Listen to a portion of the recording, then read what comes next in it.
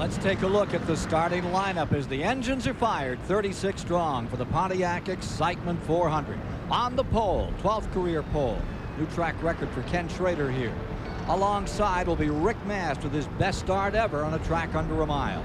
For row 2, it's Morgan Shepherd for the famed Wood Brothers of Virginia, and alongside is Brett Bodine.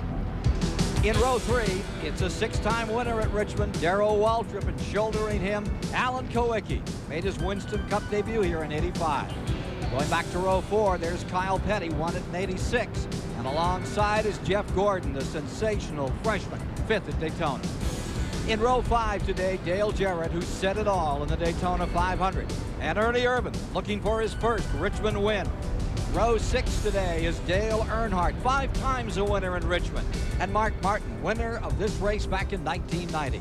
For row 7, it's Rusty Wallace, winner just a week ago at Rockingham, and Davey Allison, who won this event back in 1988. Davey Allison. Row 8 is Ricky Rudd, the '84 Pontiac 400 winner, and Ted Musgrave, an impressive driver this year out of Wisconsin. Derek Cope is back. Cale Yarborough, a new sponsor on his car, and alongside is Rick Wilson for Richard Petty. Going to row 10, you got the Labontes there, Terry Labonte and brother Bobby Labonte make up row 10.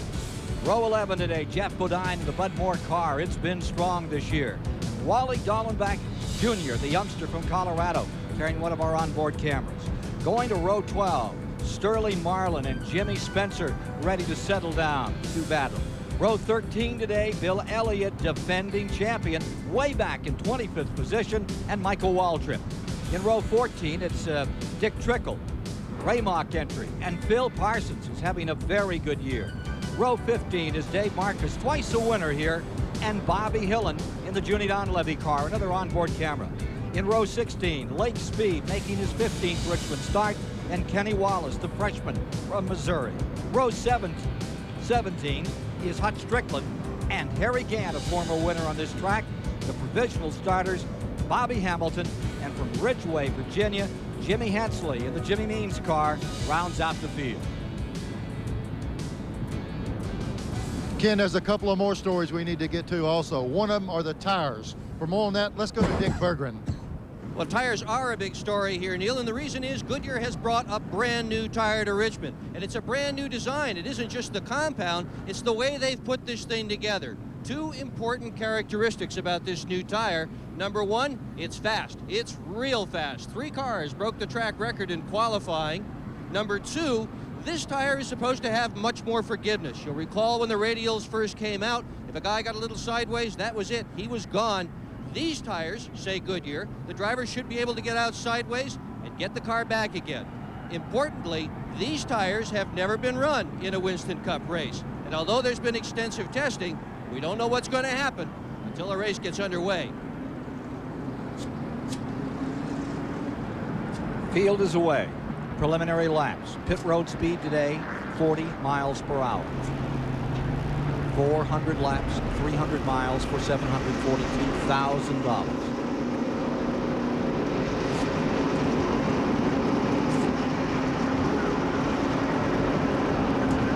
First of the preliminary laps. On the front, Ken Schrader. First time he's been on the pole for a track under a mile.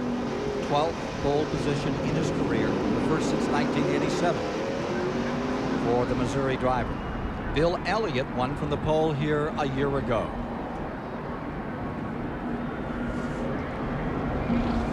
There's that backstretch, about 960 feet long. Remember, every corner on this track gives you a different challenge.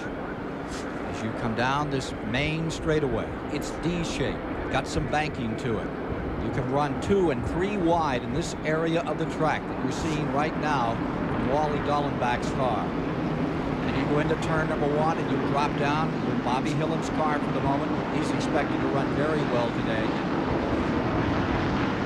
Drop down into that first corner. When you come off turn 2, it's single lane. And then in that back straightaway, that's where you have to hitch them up. Make sure those tires just absolutely match the racetrack. Get no wheel spin as you come off turn 2 and down the 860-foot backstretch. As you get into turn number 3, that's hard braking on this racetrack. There you see the back straightaway. And as you get there into turn number 3, heavy braking in that area. At backstretch, as you see, banked only 2 degrees. It's flat. And you're back up again on the corners. And in this 14-degree bank, you can get a bite on the outside, and we anticipate weather is now up to about 60 degrees in temperature. Ken, I'm still up here on the roof. Folks, let me tell you, it's still cool out here. These new tires, we don't overdo it with them, but they've got to get some heat in these tires before this race starts. So the first couple or 3 laps here, these guys are going to have to be extremely careful or these cars will get out from under them. They're going to have to watch what happens till they get that confidence that they've got the tires warmed up. Ladies and gentlemen, we're going to show you later on, probably right after the first pit stop, how these cars make their adjustments, and it has to do with tires. What they're going to do is they're going to take a tire temperature right here, and right here. When this tire comes off, this is the right rear of Mark Martin's car. When this comes off after the first pit stop, they'll also check the depth of the tire, and what they do is they'll figure out a degree of push or looseness in the automobile by virtue of how much tread they have left on this tire and how hot the temperatures are reading. So we'll take a look at that after the first pit stop. Well, every team has spotters, but Roger Penske, a spotter for Rusty Wallace today. That's a very special deal. Rusty says, when Roger is doing the spotting for me, it's like having another guy in the car here. Roger apparently sees things nobody else sees, and when Rusty won last week at Rockingham, he gave Roger a lot of the credit. He can't do this at every race, but he's here today. That's an edge for Rusty Wallace.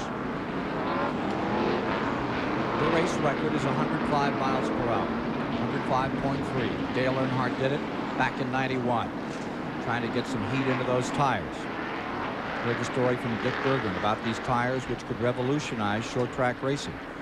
But the question is there enough to go around before the day is over? Now, as you look at the weather here, the temperature at 50, but it's going to break 60, they say, before the afternoon is over. It's warming now in that 50-degree bracket. The winds keep picking up. We've had gusts up to 25 miles per hour out of the west. It fluctuates between Zippo and about 25. Here's the field motoring through. Again, it's 36 strong this afternoon that are ready to take the challenge in this 3rd race of the Winston Cup season. You're riding with Dallenbach, who's off to a terrific start, and we're just about ready for a sensational start. Hope you enjoy the Pontiac Excitement 400 from Richmond International Raceway. Green is down. Kenny Schrader jumps it right out in front. Ken Schrader trying to improve on an 8th place finish, his best thus far to date on this racetrack. Dropping to the inside and moving up. Here comes Morgan Shepherd into 2nd position. Morgan's on a roll.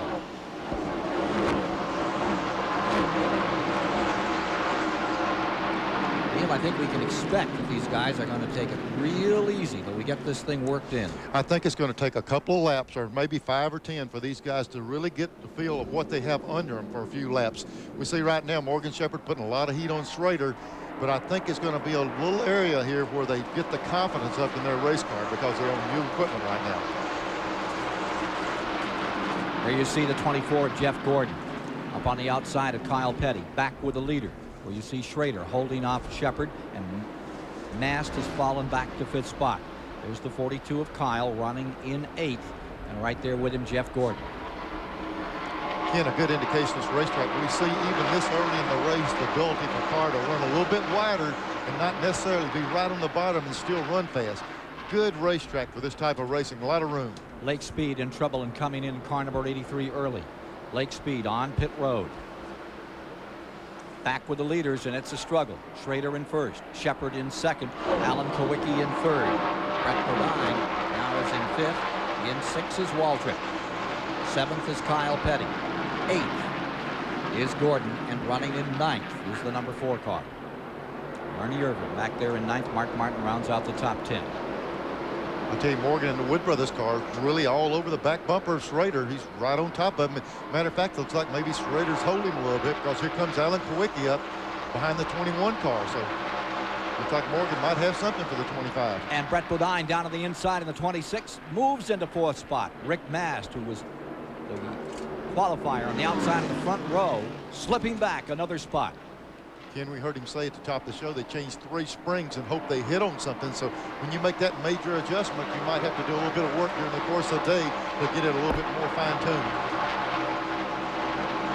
Well, Rick Mast, who started on the outside pole, has dropped all the way back to 5th spot right now. I just talked to his crew chief, Richard Jackson. He said, our problem was we got caught on the outside. Well, I guess that's what happens when you start on the outside pole. Outside's not the fast way around. He says, now they're down low, they're going to be okay. We'll see. Brett Bodine just got by him.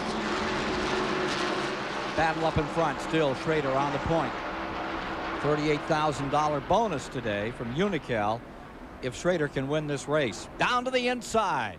Morgan Shepherd storming through turn number 3. Look at this fight for first. Here comes Kowicki.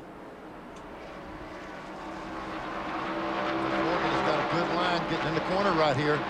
They've got Schrader outside. Not only will the 21 go by, the 7 will probably make the pass also because that inside line.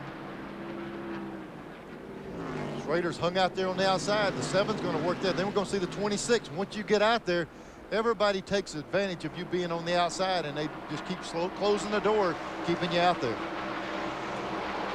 Taking that high line, Schrader down into turn number 1. Morgan Shepherd works away. Kowicki in second. Brett Bodine. See Rick Mast trying to step among the leaders, and here comes Kyle Petty. Kyle, as he has been on every track this year, looking quick. There goes 17 up on the outside in the back of that flock. Daryl Waltrip trying to move through, and Jeff Gordon stays right with him in 8th spot. Look at Waltrip. He took a look 3 wide going down in the corner all week long. Daryl said he's got a real good race car. He thinks he's got a chance to win the race here. Watching Schrader in the 25 in 4th in the battle back to 9th position. Meanwhile, the overall look of the field. You see Lake Speed lap down coming by, followed by Shepherd, Kowicki, Bodine, and Schrader. And now Rick Mast on the outside gets around Schrader and goes back into 4th spot. This at lap 11. Rick Mast, Virginia drivers looking very strong out here, and the Virginia team for the moment, Wood Brothers in the lead. There's Kyle Petty on the outside of Kenny Schrader. Even though Schrader is on the inside, Kyle is able to make the pass around the outside. There's Ernie Irvin on Dale Jarrett side by side. Jarrett in the 18, Irvin in the orange number 4. And moving up comes Rusty Wallace in the 2, and right behind him is Earnhardt. They're back in 13th and 14th position. In 12th is Davey Allison, the 28. But inside, here comes Rusty Wallace storming. Tries to get himself a spot right now. Remember, he qualified 13th. Dropped back a little on the start, and here he comes again, and Earnhardt coming with him on the number 3 car. All week long, Ken, the 2 car, the black number 2 of Rusty Wallace has been the fastest car in every practice session since qualifying. So I think everybody really feels that the 2 car is going to be the man. Back in front as we work the 15th lap. We saw Shepherd and Kowicki going at it, but here's the story for the moment. Davey Allison gets taken down by Rusty Wallace. You heard Rusty say at the top of the show, take those cats down, and he just took down a strong one, but Allison is not content. He's trying to come back. Meanwhile, number 4, Ernie Irvin, stays just in front of Wallace. He scoots down to the inside. The number 2 car. Battle for the lead another time. Here's Kowicki in number 7 on the bottom. On the outside, Morgan Shepherd in the 21. Out of turn 2 and in the back straightaway. Morgan made a good run on the outside off of turn 2, which is the toughest part of the racetrack. Wood Brothers car is really running today. Lake Speed pitting another time as the leaders come by. Shepherd won the pole here as a rookie back in 1981, and he led the first 150 laps. Poor Lake Speed having trouble early in the going. So Morgan Shepherd settles it down. Looks like he's off to a good start this afternoon, and they were so frustrated a week ago that Eddie Wood called the shot, and he literally parked the car. He used Rockingham as a training period, as a test race. He was so angry. You don't see him angry very often, but he was frustrated at Rockingham. So they brought the car in, they changed springs, they changed sway bars. They come back out here today, and they look like a rocket in the early going on this 3/4 mile track. Morgan Shepherd and the Wood Brothers in front with car number 7, Kowicki, right there defending. Winston Cup champion looks to the inside and stays 1 car length back. Ken, a big key right there. Waltrip just went around the 26 and the 42 car. Not only did he say he had a good race car, he's showing that. He just passed both of these guys in his last lap. Daryl Waltrip says a driver's attitude is still key, but today's equal competition means there's many, many drivers who have that winning attitude. There's an attitude that you develop as you run a race, that if you are leading the race all day long, people come up to challenge you and they really can't do anything with you. You develop this attitude as though nobody can beat you. Certainly that's the kind of attitude you want at the end of the race. But when somebody all of a sudden, like Daytona, pops out of nowhere and hadn't led the race much all day, been in a hunt maybe, but really hadn't shown the ability to lead, and all of a sudden they're in your mirror, you almost say, well, I'm glad he's behind me. Don't have to worry about him. And that guy jumps out and beats you. So I think what we're seeing more and more and more of is there is no car in the garage area when it comes down to the last 10 laps of the race. If they're all out there together, everybody's got the equal opportunity to win one of these races. Nobody right now has that great big advantage to just pull them out of the hat every week. Can I tell you one advantage Waltrip has right now is he's working that outside lane better than anybody has here in a long time. Watch the other two cars dive the inside, the 7 car down, but look at Waltrip drive on the outside, and he's not losing ground out there. Waltrip in 3rd spot. Will this be the day for his 85th win? Stay with us from Richmond International Raceway. It's the Pontiac 400.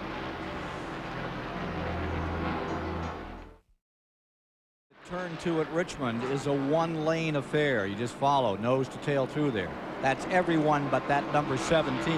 Old DW runs the outside all the way around this place, and he's pulled himself into the lead.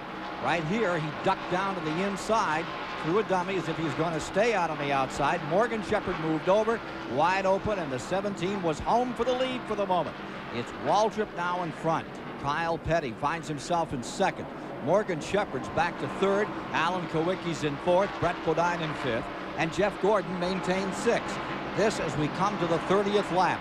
Look at this struggle for the lead. Kyle Petty down on the inside, takes a look underneath. Car number 17, Waltrip. And the Chevy and the Pontiac get down to turn 3. Get ready to mix it up, Neil. We see Waltrip, he was successful in the outside lane and running some of the guys down, passing some of the cars. He's starting to use that lane now, and that's leaving Kyle Petty the inside to work with. The question is, can Kyle use that bottom part and get around Waltrip? He's extremely fast on the outside with the 17 car. Brett Bodine's having a great run this afternoon in the Kenny Bernstein car. He stays a stout 5th, but here's where the story is, right up on the nose.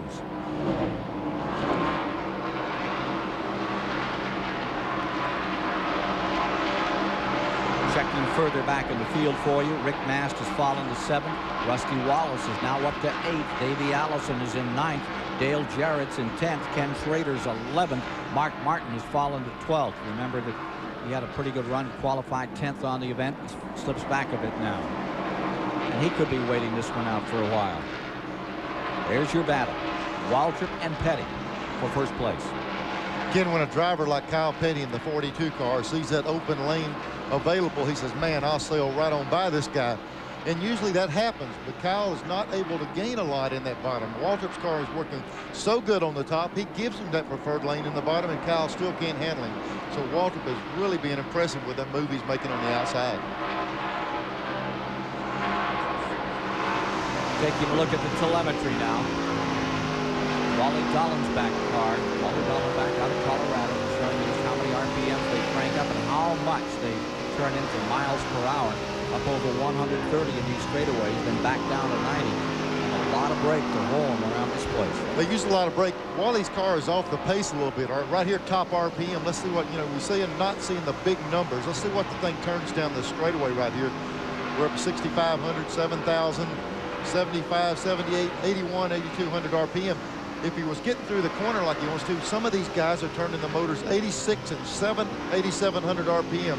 We could see some engine failures today. These tires are a little smaller, and they're twisting these motors real hard. The guys leading the race are really abusing the motors. Well, back in the 28th position. Meanwhile, the leaders, 17 Waltrip, 42 Petty. Great war up in front.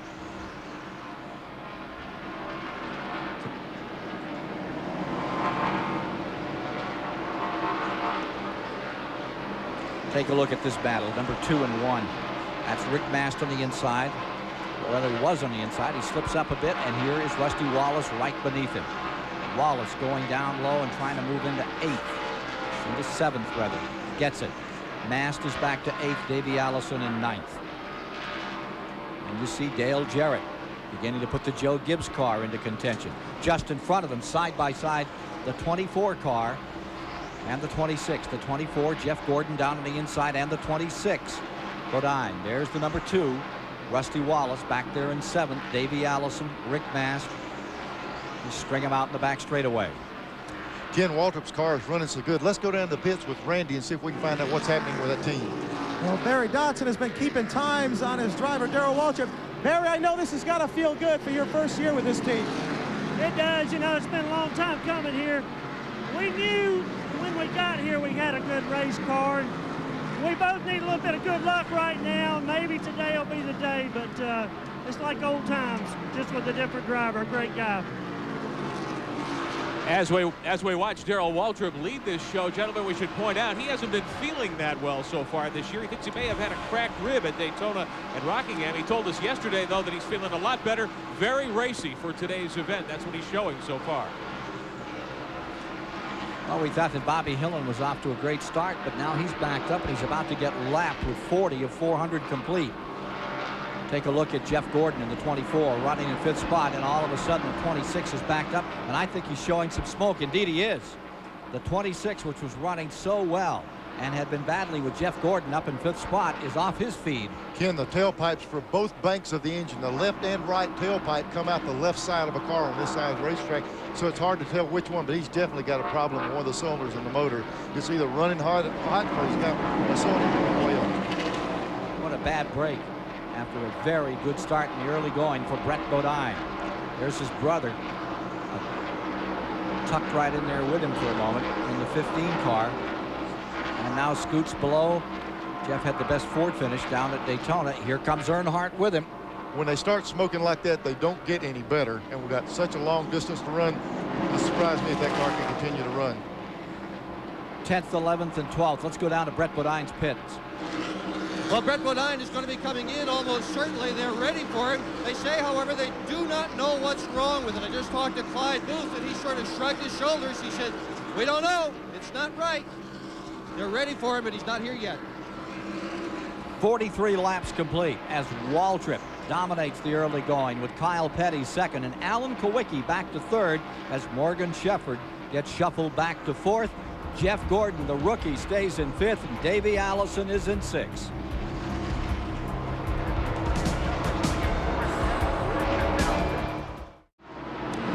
Welcome back to Richmond International Raceway. Good to have you with us on TBS Sports this afternoon. One of the many statistical stories we're keeping track of here today, the True Value Hard Charger competition. At all the Winston Cup stops, the top 5 drivers receive points each lap. At the end of the race, the driver with the most points wins the Hard Charger award. We'll keep you updated on these standings as we go along. So far this year, Dale Earnhardt is leading the True Value Hard Charger competition. Talk about hard chargers. Look at Waltrip rounding some of the lap traffic, about to try Bobby Labonte on the inside down here in turn 1. This at lap number 50. First 50 laps, nary a caution. Trying to put a lap on Wally Dallenbach.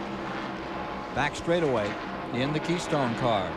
This is when you can tell a guy's car is really working. Waltrip, we've seen him run outside, but when the occasion calls for it, he's able to jump right in that bottom and go right by these cars. His car is working anywhere on this racetrack. Laps the 28th place car.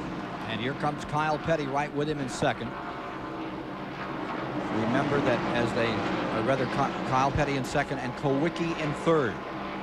Morgan Shepherd in 4th. Davey Allison having a great day. He's up to 5th spot on that number 28 that you see right there in the back stretch. Behind him is Rusty Wallace, who's come to 6th. And Jeff Gordon, the 21-year-old, is up into 7th. In 8th is Dale Jarrett. You can see that green car a little further back. 9th is Marlin, and 10th, up breaking the top 10 for the first time today. Here comes Earnhardt.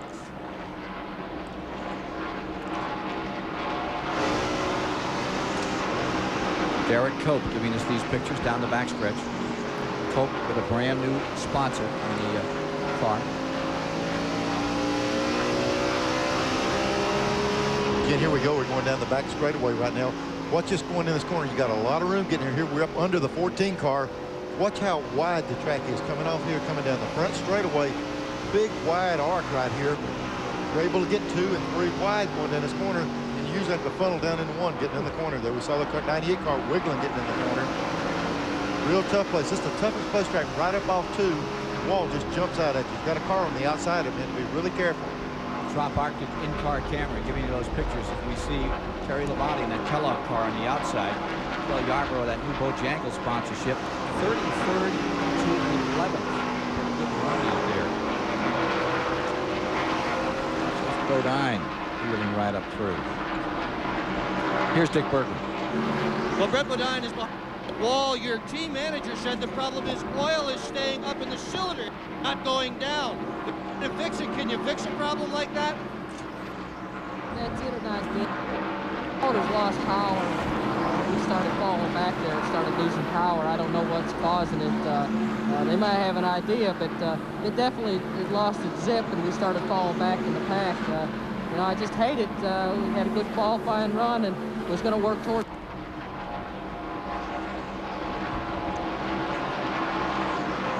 Back in front, here is Daryl Waltrip putting a lap on his brother Michael. He just lapped Dick Trickle as well. That puts him up to the 26th position on the overlap. He's just overlapped the 26th place car, and the guy that could get caught very shortly here would be Bill Elliott. He's running 21st and is just 3 1/10 back from having 17 and 42 breathed down his backside out here. You see Kyle Petty making a run on the lead. Kyle to the inside. We lost Dick Burton's mic. We'll be back with that in a minute. But boy, we got a race right here. The 42 car on the inside of 17. We've seen a couple of guys attempt that move on Waltrip. He gives them that inside, but so far they haven't been able to take the lead away from him. There we see the 42 squirt up inside of him, make that big lunge off the corner. The question is, can he hold it and clear him as he comes off turn 2? Waltrip has been really good. This is the tightest part of the track, up off 2. He's going to clear him totally. Kyle's up there. Looks like he's got enough room to pull over. The Felix Aventis car moves into first place. Kyle Petty leading in the Pontiac 400. That taking place at lap 59. Waltrip settles back to second. Kowicki third. Davey Allison fourth. Rusty Wallace is in fifth. Kyle Petty's car owner is famous for offering his team extra incentives to win. Big cash bonuses. Kyle says so far the extra cash has been a jinx. I need to. I tell you what, every time they come around, I miss them. And Felix likes that because he likes to keep his money. He does something else with it. But, you know, I'll get me one eventually. He had $1 million bonus down at Daytona. You could feel the frustration when he got caught up in that incident with Al Unser Jr. and Bobby Hillin. Ken, you know, when they put those bonuses up, certainly the drivers want to do it and want to win that incentive. But let me tell you what, somebody like Kyle Petty doesn't need a little cash dangling in front of him. He wants to win because this is his career now. He's concentrating so hard in Winston Cup racing. His main concern is to win on this circuit. And I don't think the money is really a factor. I think he just wants to be successful and win a lot of races. 22nd place, Terry Labonte about to go a lap down to Kyle Petty. Continues up in front.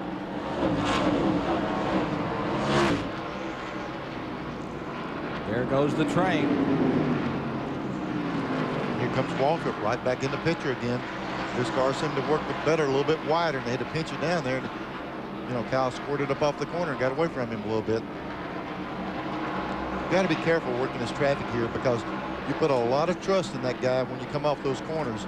There's not much room off of turn 2, and you're not careful, you'll pinch somebody up there and just blocks the entire back straightaway. Big wreck when that happens. So you really have to be careful up off this corner right here. Taking a look at those Napa standings after 61 of 400 laps down through the field. An idea of how they're running out here. Kyle Petty just mowing him down. He's got a lawnmower out here in the early spring at the present time with Waltrip right there in the second spot. Davey Allison. Davey's been a big surprise as he's been hauling up to third. Having a great day as Waltrip is. Here's Waltrip ready to counter again. Ken, that's the sister car to Kyle Petty. The 40 car, there's Kenny Wallace, which is also owned by Felix Sabatis. He's not wanting to go that lap down. He's putting up some resistance there. But he did get put down. Kyle went on by him. So both those cars belong to Felix, but he just put his other teammate down. Here comes Waltrip making a run on the outside. There's Waltrip in his favorite place. He saw him racing. He dove outside. Then he cut back on the inside. Good move by Waltrip. He tried outside. Next corner, he sticks it up under off the corner. Same maneuver he made to get beneath Morgan Shepherd a little earlier and take the lead for the first time. See Kenny Wallace in the Dirt Devil car just a bit further back now. Here's the struggle up in front. Looks to me like they've got a handful out there. Those tires have gone away. Well, they're working them awful hard right now. When you're making this many passes and they just switch the lead back and forth in the last couple laps with some heat in the tires, and then take a few laps for them to come back. But looks like Waltrip's car is plenty good. He's right back. The caution's out. Caution out of the racetrack. Caution is out. First time today. This comes at lap 68, and it may be for Rick Mast in car number 1. Remember, he said outside of the front row. Well, something is amiss for the man who qualified second. A lot of smoke coming out of the rear of the car, Ken. It's hard to tell what it is, but there's a lot of smoke. It could be motor. He might have tagged the wall on the other side of the car. He's inherited Alan Kowicki's engine builder from a year ago, and it has seemed to make a difference. But for the moment, there's big trouble on Rick Mast car number 1. And here come the leaders headed for pit road. Remember, it's 40 miles per hour today. Waltrip, Petty pulling in. Davey Allison, Kowicki, Rusty Wallace, Jarrett all come by. Number 40 stays out, trying to get himself back that lap that he was just set down. Under caution for the first time in the afternoon. 69 laps are complete. There's that Wallace crew quickly at work, and they've been making some remarkable pit stops this season. Here's Randy. Well, Rusty Wallace's crew already over on the left side of the automobile. Davey Allison's crew running just a little bit late. The tires are up and on. The second can of gas is in Rusty's car. He keeps the engines revved. He's down and away. An unbelievable pit stop. I tell you what, Ken, that is unbelievable. Last week, that was a big factor in him winning the race. First one out. He was about the 4th car in this time, and he's still the first guy to hit the ground moving. Kyle Petty did beat him out, but Kyle was in a lot quicker. But that 2 car is quick in the pits. 17-2, 17-4s. That's the order of the day for that Rusty Wallace pit crew. Stay tuned for more from Richmond, live on TBS. The wheel leading the field around under caution here at Richmond International Raceway on a gorgeous sunny Sunday afternoon. We've run more than 70 laps today. 400 laps will be the distance this afternoon here at Richmond International Raceway. Let's take a look at our STP running order after 70 laps. Kyle Petty holding the advantage over Rusty Wallace, who remember won here on TBS last September. Alan Kowicki, who's had a good run today, and Daryl Waltrip, who's led so far much of this event early on. Second 5 includes Dale Earnhardt, Sterling Marlin, Jeff Bodine, Dale Jarrett, and Morgan Shepherd. Those are your top 10, Ken Squire. 72 laps are officially complete on the docket, and from the pace car, a look back at that field as they get ready to go once again. Let's take a look and replay at what happened to bring out our first caution of the day. Ken, here's Rick Mast's car. We talked earlier about this being see the fire on the left side of the car? That's a brake fire. He's got a lot of heat right there. He might be pumping some oil out on the rotors or something, but the thing caught on fire right there on the brake rotors. We're talking about this being a speedway plus a short track, a lot of brakes involved. Let's go down to Dick Berggren. Well, the engine's blown up. Here you are behind pit wall. How hard were you turning this thing today? Well, I tell you, we're turning pretty good, but I don't think it's any more than anybody else much. Maybe a little bit more. I don't know. It's just something let go. I'm not sure what it is. We'll try to get them next week. And he told me earlier he didn't know what the fire was from, but is almost sure it was from the brakes. Bad break for Rick Mast. Outside of the front row. Yesterday, he had a very good starting slot on that Grand National race as well. Didn't work out. Sooner or later, he's got to hit one. Fine driver. 73 complete. They come down to retake green with Petty first, Wallace second, Kowicki third, Daryl Waltrip fourth, Allison fifth, Earnhardt sixth, Sterling Marlin seventh, Jeff Bodine eighth, Dale Jarrett ninth, and Morgan Shepherd in 10th on the break. Back straight with Rusty Wallace's pit stop really put him in good shape. He'd been one of the quickest cars in practice. Now he's got the opportunity to see if he can take the lead. Here he is right behind Kyle Petty. We'll see just how good that car is. And a couple of Pontiacs, first and second, Ford back in third. I'll tell you who that caution saved. Bill Elliott was just about 12 car lengths away from going a lap down. That yellow flag was a redeemer for him. Keeps him up in that lead lap, able to struggle on here this afternoon. Ken, while we've been watching Rusty Wallace soldier through the field from 13th up to second, a note of caution from his pit area. We understand his engine is running at about 240 degrees oil temperature, and that's a lot warmer than everyone else's. His crew a little puzzled at that, and that could be a sign of problems to come for Rusty Wallace. We'll see what happens. Kyle Petty stays first. Take a look at Earnhardt back here, working on 28 Davey Allison. When they were talking about that oil temperature, Rusty Wallace, Rusty also will abuse the motors, turn a lot of RPM, and that creates heat. So they might have to watch that, see where they're at. Back with the leaders, Petty and Wallace. Earnhardt in that number 3 car. He is looking stout again today. Remember, he has 2 second-place finishes. Again, when they come to a place like this, we're looking at Rusty's car and some of these. Whenever they put that low gear in these cars, they tell the drivers, we'll let you have that low gear, but don't abuse it. And they say, okay, you let me have the gear, I'll take it easy. When that green flag drops, they start mashing the gas pedal. They forget about what gear's in it, and that's where we see a lot of these failures come from. The driver just really abusing the car. That's just the nature of the beast. That you give it to them, they're going to use it. Here's Wallace closing in on Kyle Petty. Rusty, you're going to try to save this car for the end of the race, or is it going to be full throttle all the way?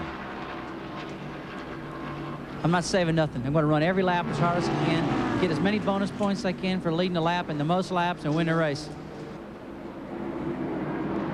Looks like that's what he's after right now. Just 3 car lengths back from Kyle Petty. But look at Kowicki hanging right in there with that Ford. He looks good today. Yeah, Kowicki's running right up behind Rusty. You know, Rusty's got a good game plan, but looks like Kyle Petty's going to have a little say-so on what happens there. Rusty's wanting to get up there and lead the race for the points, but Kyle's not giving it up very easily. If there's a track that owes a driver one, I would think it's Kowicki. Alan Kowicki likes this track. Boy, he's had some problems here. Back in '89, came so close, wound up second. In '92, he nearly had it all his way. Found himself runner-up in that one to Elliott. Remember, right at the finish, that dramatic run, and Elliott took it home last year. Here he is right back in the thick of things. Alan Kowicki, car number 7. You know, we mentioned earlier that Alan Kowicki's motor builder went over to the car of Rick Mast. We saw Mast, you know, said outside pole. The question was, how much does it affect the 7 car? Kowicki still got good people working in the motor program, but the big question was, how much did it affect him, that engine guy leaving? But he's still running up front. Again, that's what happens. He wins the championship. And if you win a championship and run as well as Kowicki did last year, you showcase your personnel. And when you do that, these other teams start going after him. If you're off the pace, they want to hire anybody from you. But he got to running so good, they're starting to pick his team apart. He's got to be careful. It's one of the problems of being successful. Now take a look at Jimmy Spencer in Bobby Allison's Meineke car, number 12. He is currently being shown 18th on the field. And here he is working with that Bobby Hillen car, the number 90 right there, and Bill Elliott, all in that group. Elliott working very hard to stay with him. And from the viewpoint of Bobby Hillen, we're watching Jimmy Spencer. They thought they had a good setup for today, and they were going to go to the front. That is not the case for Jimmy Spencer right now. And I don't know what's so tough about this racetrack. It's a good racetrack. We see good side-by-side racing. But as I said earlier in the show, you go through the garage, and I talk to these crews, and they say, man, we just can't hit it. I say, how you feel like you're going to be today? Who knows? They throw their hands up in the air. It's a hit or miss situation. You're either look like a hero, you're running up front, or you're spinning the tires all day. It's hard to get the handle on this racetrack. The guys that do, they just drive away from you. Well, you see Rick Wilson right there with him in the 44 car. They're showing him as a lap down. They are showing Wilson a lap down. They're showing Hut Strickland, one of Junior Johnson's car, a lap down. We'd like to say hello to Junior today. We understand he's on the mend over at Duke Hospital, in for some surgery. And hope you're doing well, and I wish you could enjoy this race, Junior, but I imagine that he's gnashing down hard on something right now, Neil, the way those cars are running, 11 and 27. I saw Hut Strickland get lapped pretty early in the race, and then we saw the 11 car falling back, but these teams, both of them are capable of dialing the cars in, get them working better before the day's over. Here we are back in front following the 3 leaders. You're at lap number 87 at Richmond International Raceway, live on TBS. 3/4-mile track, $720,000 purse. Kyle Petty in the 42. Up on the nose, Rusty Wallace, winner last week at Rockingham in second, and survivor of that incredible crash at Daytona 3 weeks back. Then you see Alan Kowicki right there knocking on the door as they come into the main straightaway. 1 caution thus far, if you're just with us. Ken, coming off turn 2, the 21 car got completely sideways, went sliding way back to the rear of the field. He lost a lot of ground. And remember, he is running in 10th position, Morgan Shepherd, and Ricky Rudd running right there ready to challenge in 11th. Now, Rudd's another guy that could use a good day here. Won once at Richmond, Here's Ricky Rudd closing in another time in car number 5 from the Rick Hendrick Racing stable.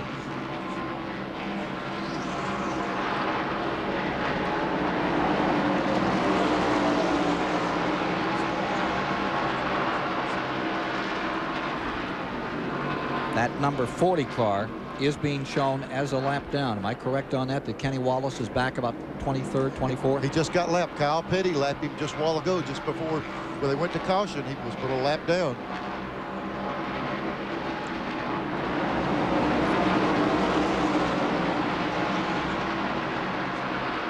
Morgan Shepherd, we saw him almost spin just a while ago, trying to see if he can get the car back under him right there. He lost a lot of ground.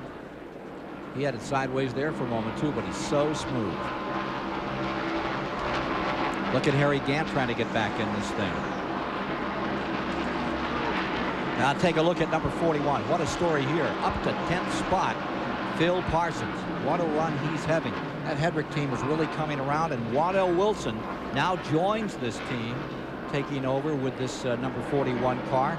They've had a great finish at Rockingham just a week ago. Their season seems to be really turning around. It's another good run for them. They were 8th on the final finish tally at Rockingham last week. Great show by Phil Parsons. These folks seem to approve. Down toward 100 laps. 93 are on the board. And at the moment, it's Kyle Petty's race to lose. He's up in front. Rusty Wallace trying to...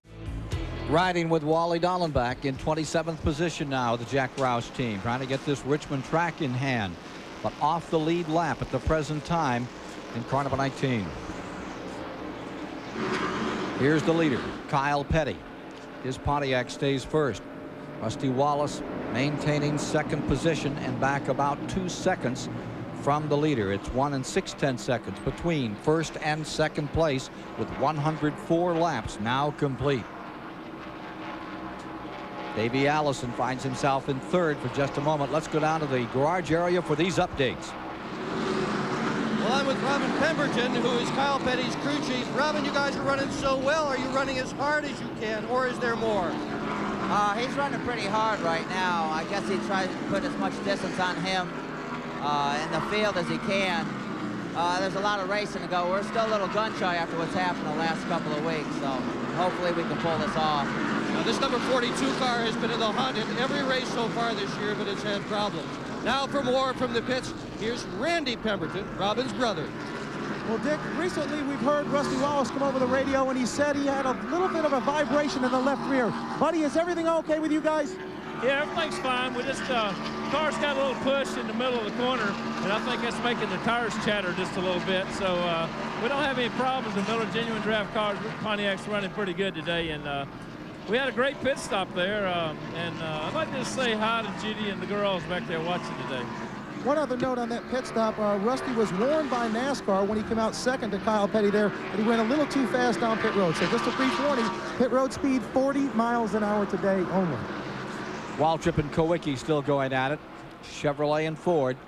Waltrip in the 17, now in 4th. Kowicki in 5th. And there you see Earnhardt in the number 3, closing down from that 6th spot. Earnhardt moseying back up into this race. These drivers are only about 4 seconds back from the leader. Kyle Petty, Wallace in 2nd, working the 109th lap. There we see Davey, excuse me, Ken, there's Davey Allison. We saw him coming. He got into 3rd place. He passed these guys here. We're looking at Earnhardt right there trying to get up under the 7 car. Kowicki. Almost there. Walter right in front. There's Davey Allison. He's moved around all 3 of these guys into 3rd place. Davey was running about 6 about 4 laps ago. He passed that whole pack of cars and making a big move. They've got to be pleased because, I mean, the entire season they've been struggling, and now he's picking the pace up. We see him right now reeling in Rusty Wallace for 2nd place. Rusty's running 2nd. Davey's passed this other pack, run him down. Take a look at the struggle. Here's Earnhardt down to the inside on Kowicki. Fight for 5th. Earnhardt ambles down right on the bottom of the racetrack in 3 and 4, and he's sliced off another one. Earnhardt is now into 5th, and he goes looking for Waltrip in 4th. Kowicki's car really took off from that last restart. It looks like he's fading just a little bit right now, but he's still running the pace. He's not going to be in a problem. They've still got all day long to dial that thing in. His car seems to run better in long runs. This is a kind of a exceptional thing. People fall off the pace. His car is usually one of the better cars on the long runs. Still early. 112 laps have been complete in the Pontiac Excitement 400 here this afternoon. They've covered 84 miles, and thus far we've had just one caution to date. That for Rick Mast. You see Bobby Hillen's number 90. He's having a struggle out there today in that Don Levy car. There's the interval as that 28 car closes in ever closer on Rusty Wallace. Let's go down to his pit. Larry McReynolds, you guys seem to be closing the gap a little bit. At least you're having some good luck today for a change. Yeah, I mean, we really run good yesterday's practice. You know, it seems like we can get in clear traffic. We're maybe just a little bit better than Kyle. We had a little bit of a mix-up in the pits a while ago. They beat us out of the pits along with Rusty. Them guys on that 2 bunch pretty tough on pit road, but, you know, got a lot of racing to do. Hopefully the cars stay with us. Goodyear's tires seem to be consistent, so that's a plus. We'll just see what happens. Putting a lap on Hillen, the Heilig Myers, number 90, and closing in Allison, ready to do battle with Rusty Wallace. That's for second spot.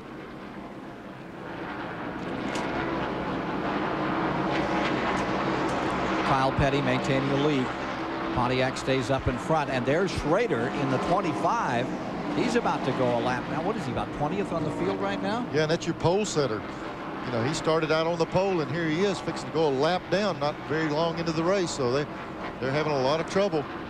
If you're marking at home, this would come at lap 116 that Kyle has pulled up on, and they're working 117. There's Schrader easing up to the outside a little. Trying to see if we can tell what's wrong with Schrader's car, see if it's loose or pushy or what. Kyle's up under him right here. There's Kenny. You know, I guess Kenny's got the ability to feed the throttle, work with it. When he knows it's going to slip and spin, he's going as fast as he can without making the car bobble. So he's just not able to get the throttle as quick as he wants to. You see the Pyrex car, Lake Speed, just behind them. He's running a lap down to number 83. He's gone a second lap down now. Here's Kyle Petty out in front, and look at this maneuver on the inside. Here comes Davey down low. It's Rusty Wallace up on the outside. 4 seconds.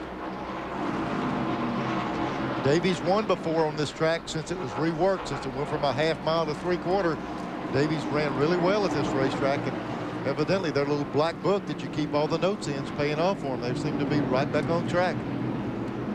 Great run by Davey Allison. He scoots down to the bottom.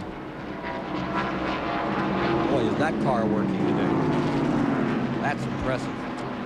Yeah, they needed to. They've really had a lot of bad luck the first of the season. Haven't been able to run like they did last year. So this might be a shot in the arm for their team. Get them back on track. So for the moment, Davey Allison has found himself second place. Rusty Wallace is back to third. Daryl Waltrip is in fourth. And in fifth, it's Earnhardt, who is still moving through the field. Stay tuned for more. Coming up later this summer, TBS's newest addition to its NASCAR schedule from the exciting Pocono International Raceway. Pocono 500 Sunday, July 18th, with coverage a day earlier of the Pocono 150. We're at Richmond, Virginia. And here in the Pontiac Excitement 400, 130 of 140 laps are complete, and the interval between first and second is shrinking. Going into turn 3, there you see number 42. That is Kyle Petty.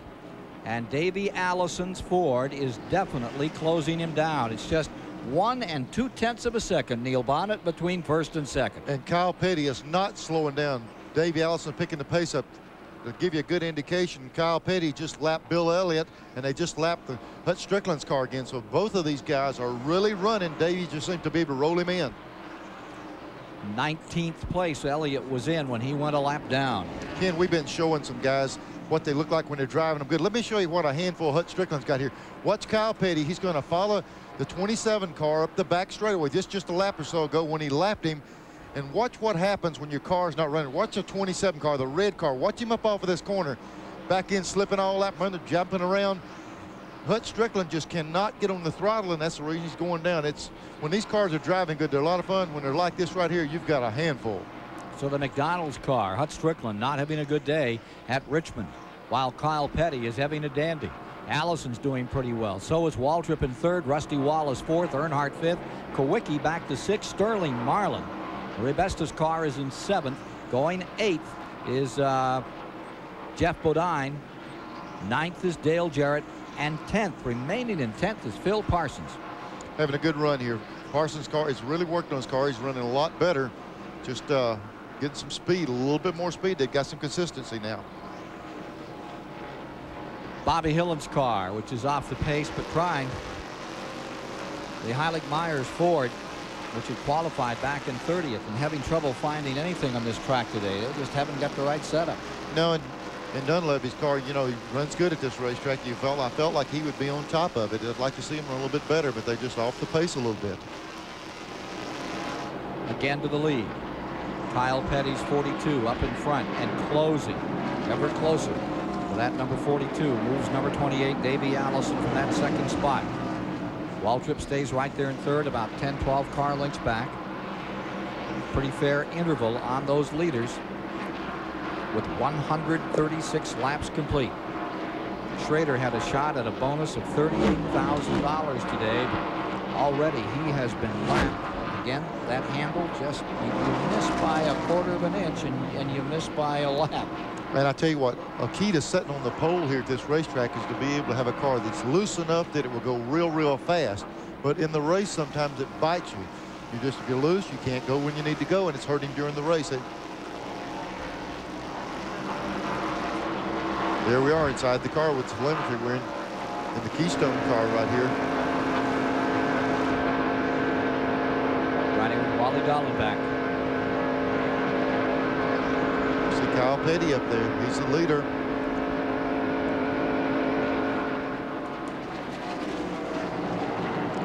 There's Ricky Rudd along with Mark Martin. Rudd trying to catch up with Martin right here. He's closed in on him a little bit in the last couple of laps.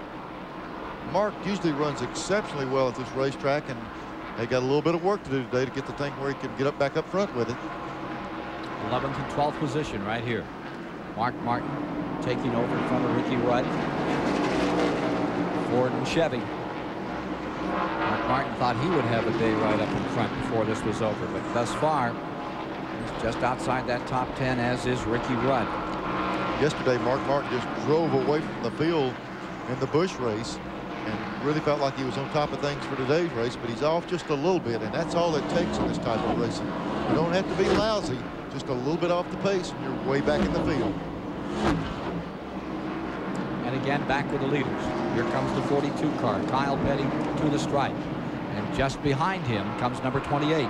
There you see Davey Allison still trying to cut that interval down between first and second place.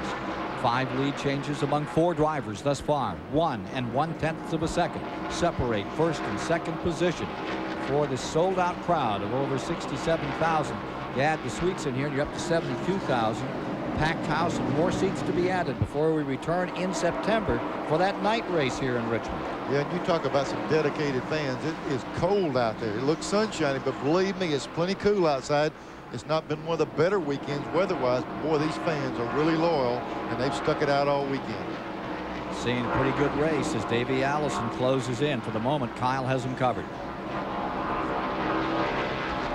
Take a look back here at Jeff Bodine in the number 15 car, 8th place. Right behind him, Dale Jarrett, 9th, as they put a lap on Schrader. Yeah, did you see the 18 car really bust loose up off the corner, busted the rear wheels loose off that corner? You want to go, that driver's mashing the throttle and wanting to go, and he just can't get a hold of the ground and slipping the wheels off of there. Pulls up on Rick Wilson. Had a great finish in Daytona, Jeff Bodine, the 86 champion down there. You know what's unique about this kind of stuff, Ken? You go to Daytona and you complain you don't have any power. You're down there restricted. You come to these places, you've actually got so much power, you can spin the wheels at any time on this racetrack.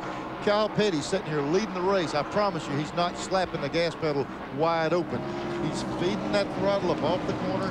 He can feel the wheels turn over. When it starts to spin the wheels, he rolls back out of the throttle. The key is at any point on this track, you can light those rear tires up. Just don't do it or you pay the price.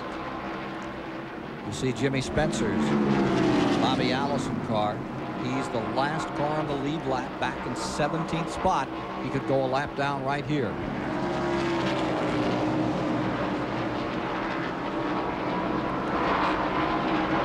Dick Trickle is already a lap down just in front. Here comes Kyle. Now back once again with Dale Jarrett. And notice that he has moved around, got himself Jeff Bodine, so he's up to 8th. Bodine is back to 9th.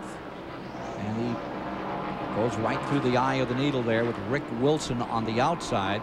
Bobby Labonte's number 22, the Maxwell House car, on the inside. That Interstate Battery car, that is Jarrett. Right behind him, Bodine for the moment.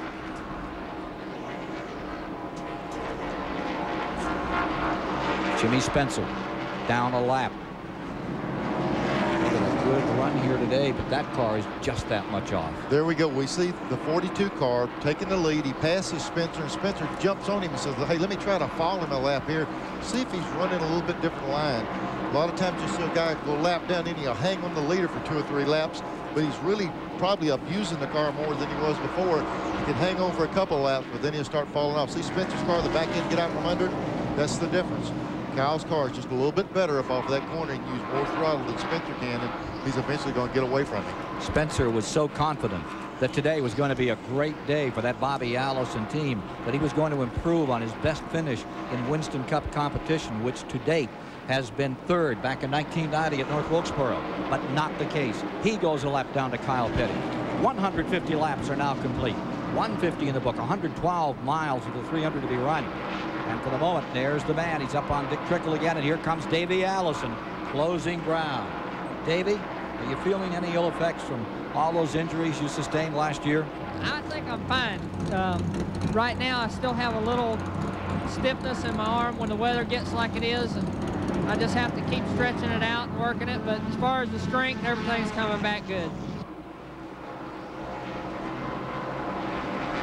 The thoughts of Davey Allison, Bobby Allison's son.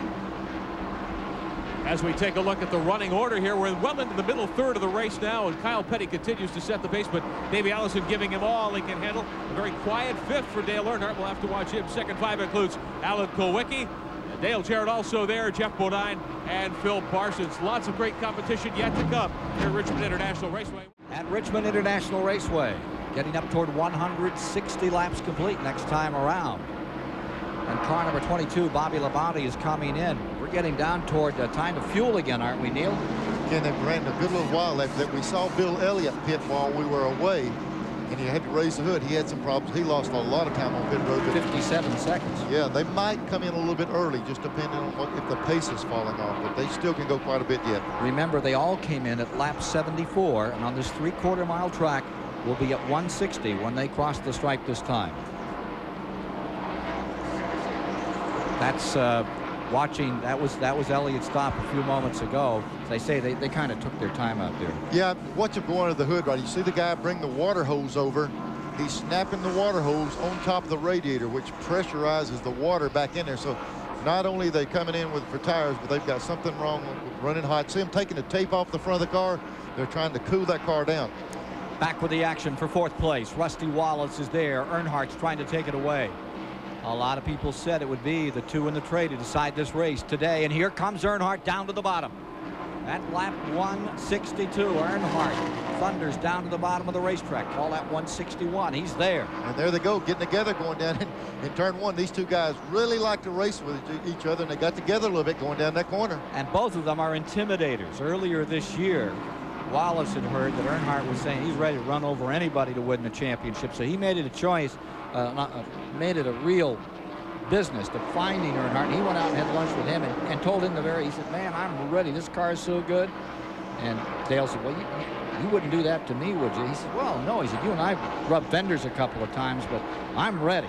Boy, look at Rusty up off of that corner. He's racing now. I'm telling you, had her cranked sideways. He slipped the rear end a little bit, let Earnhardt get by. But just like you say, Ken, these guys like to race. And I like to see them kind of turn them loose. Rusty and Dale, they don't mind mixing it up and rubbing a little bit. And you won't hear very many complaints from either one of them. Now this battle is 8 seconds back from your leader, Kyle Petty first, Davey Allison second. There's Kyle up on the front, and there you see that Jimmy Means car, which has Jimmy Hensley at the controls. What a story that Jimmy Hensley car is this year, or Jimmy Means. Both of them. Now take a look at this. Here's Ricky Rudd in the number 5 car. He's in 11th, and Phil Parsons has slipped to 12th. Remember that Phil was in 10th. Mark Martin got a wheel under him, then Rudd. And so now you find Parsons back in 12th position, but still looking good. Rudd clambering up into the 11th position. Car number 5. Let's go back to Earnhardt here. There's Earnhardt, who's now 4th and seeking Waltrip in 3rd.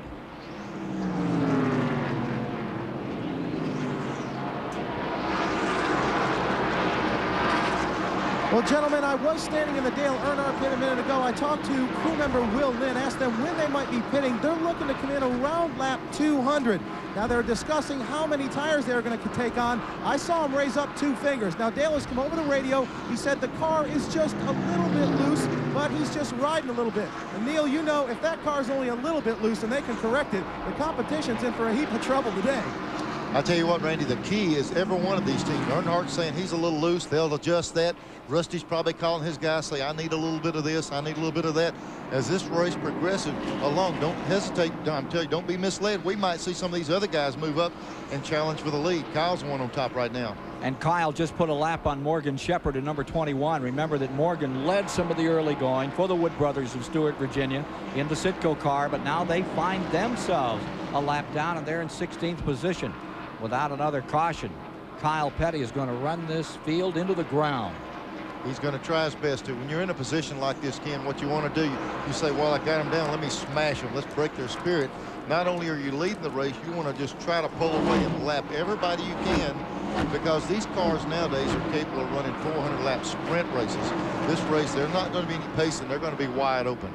Jeff Gordon, Ernie Irvin, Harry Gant, all about to get lapped by the dozer out here today. Kyle Petty in the mellow yellow number 42.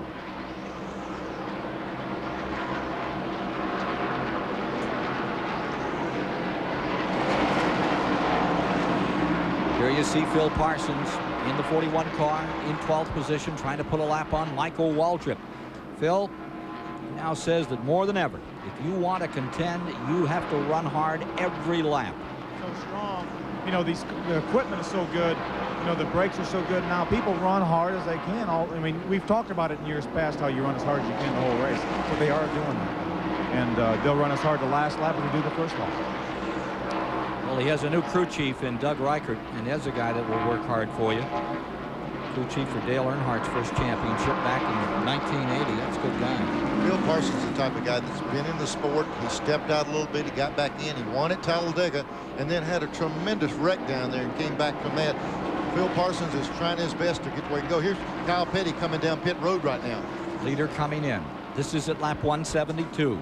Kyle Petty is on pit road for Felix Abetis. Eases the car down.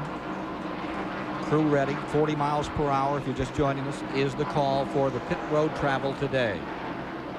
Seems to be interminable till he gets there. Dick Bergman is there.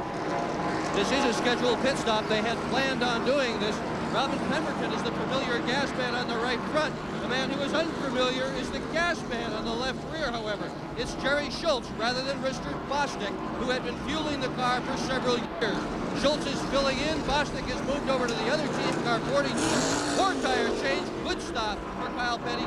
Less than 20 seconds. And Wallace is also on pit road now. Gant's coming in. It's not unusual to see these guys do. Let's go down to Randy. Well, Rusty Wallace has brought the Miller Genuine Draft Pontiac to a halt. This team has been whipping on pit stops like crazy over the last couple of weeks. Just prior to him pitting, they heard that Kyle Petty was going to pit. This team went frantic. They were trying to figure out what they were going to do with tires. They're going with 4. They're tracking about 3-4 rounds of wedge in the left rear. Rusty's down and away. What a pit stop. I'm telling you, under 20 seconds for 4 tires. It's getting common for those guys to throw those kind of stops out. I'm sure these other teams will be filming those stops to see what they're doing differently. Well, they've been filming stops and working on their choreography, and that's no kidding. Now you see Davey Allison in.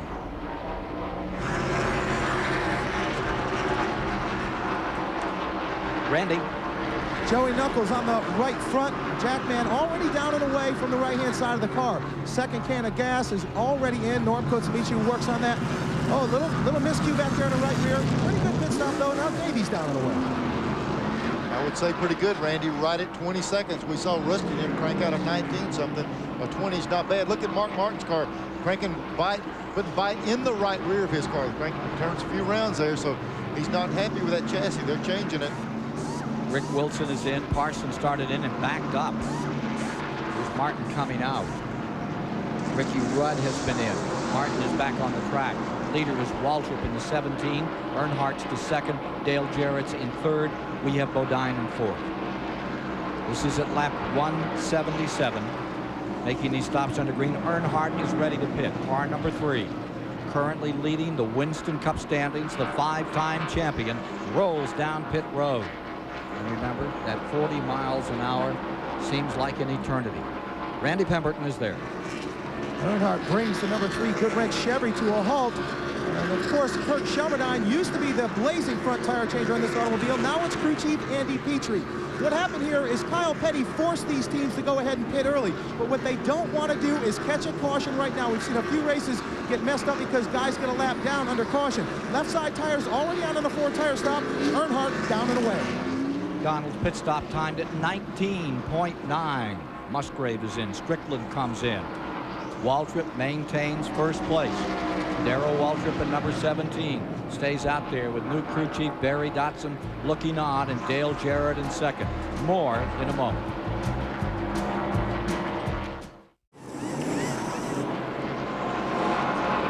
.184 laps are complete. Leader Waltrip has just pulled in.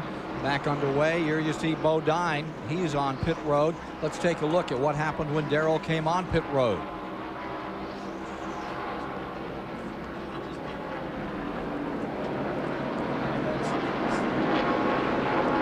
We'll get back to that in a moment.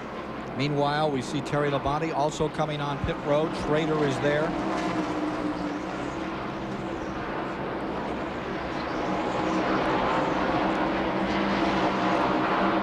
Waltrip took on 4 new tires and gets himself back out there. And Waltrip is saying that knowing what to do with your tires and your timing of your pit stops, most important factors in winning here at Richmond.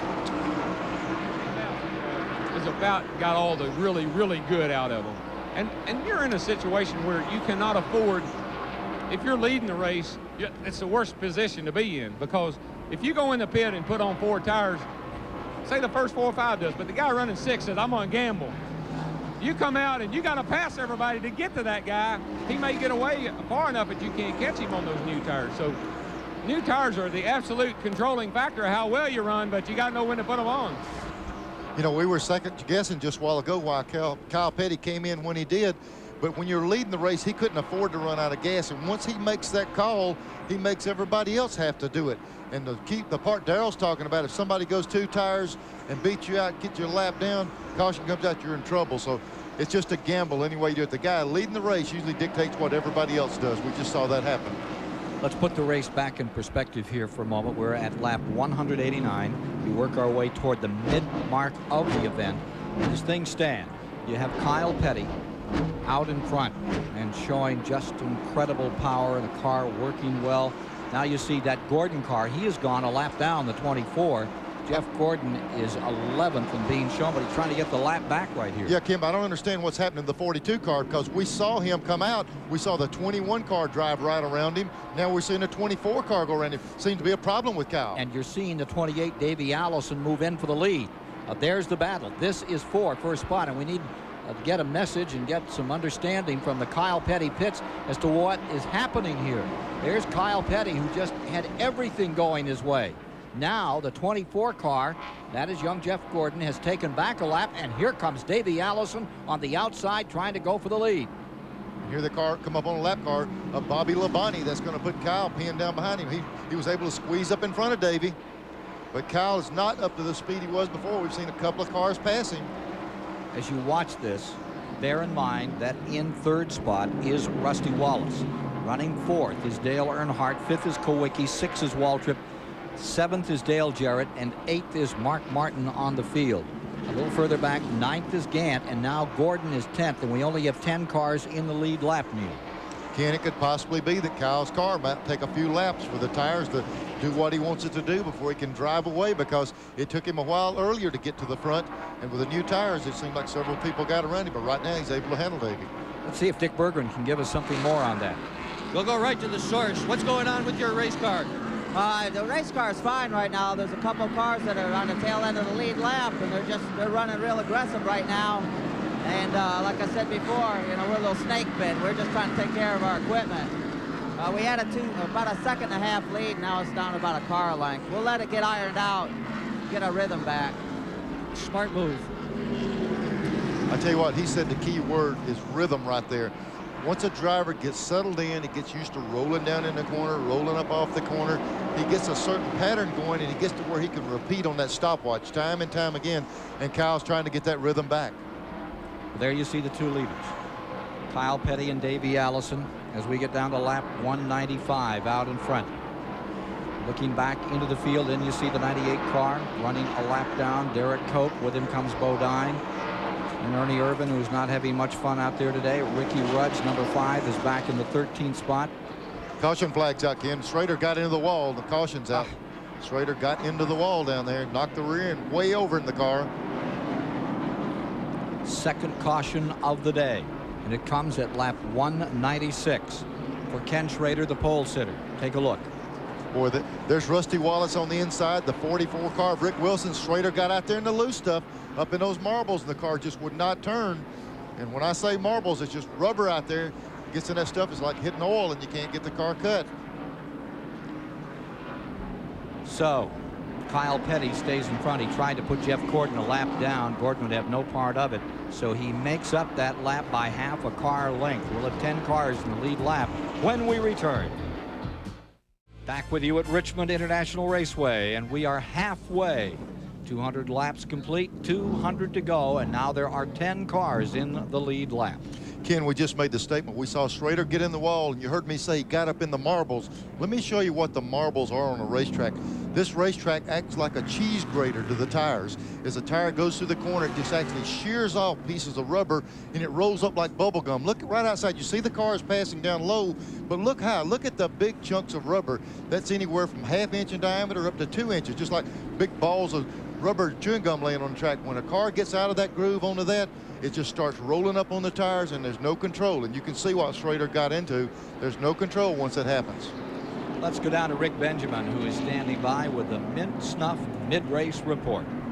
Ken, we're just halfway, and we've had 9 lead changes already here this afternoon. 6 different leaders, although Kyle Petty has been the dominant driver of late. Our average speed a little more than 108 miles an hour. 2 cautions for 9 laps, and we have only 2 cars out. One of the most amazing stories, Brett Bodine, whose motor we thought had completely gone away. They've fixed it with epoxy in his cylinder head. He's back running on the racetrack right now, but the situation, lap leaders, Kenny Schrader started out in front. Morgan Shepherd, who's had problems. Daryl Waltrip's been very strong off and on. Kyle Petty's really had the dominant car, though, for much of this 200-lap stretch. Davey Allison, Jeff Bodine also among the leaders. Ready to go. That mid-race report. Mint tobaccoless snuff. Brand new snuff stuff. Let's see if Kyle Petty's going to snuff out Davey Allison's effort here as we get back underway. This at lap 202. Lap 202 miles away. Davey comes searching. Right with him comes the number 2 car. Again, Rusty Wallace ready to challenge, and Earnhardt now to 4th, looking stronger by the lap. Every one of these teams uses those cautions as an opportunity to adjust the chassis on their car, and we'll just have to see who makes the right move as the days goes along. They continuously work on these cars. Even the leader doesn't hesitate to change things on each stop. Now the 15 car of Jeff Bodine is 1 lap down in 11th. You saw him there in the Bud Moore car. There's Rusty. He's trying to get up under Davey Allison. Looked like he might have improved on his car a little bit. He faded the time before, but he's right there with him now. Kowicki is the first Ford. He's back in 5th spot.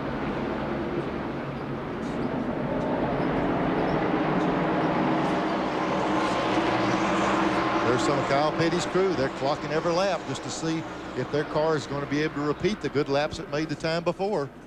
There are the front 4. Petty, Allison, Rusty Wallace, Dale Earnhardt. Napa rundown after 203 laps. Give you an idea of the field. See where your favorite is running out here.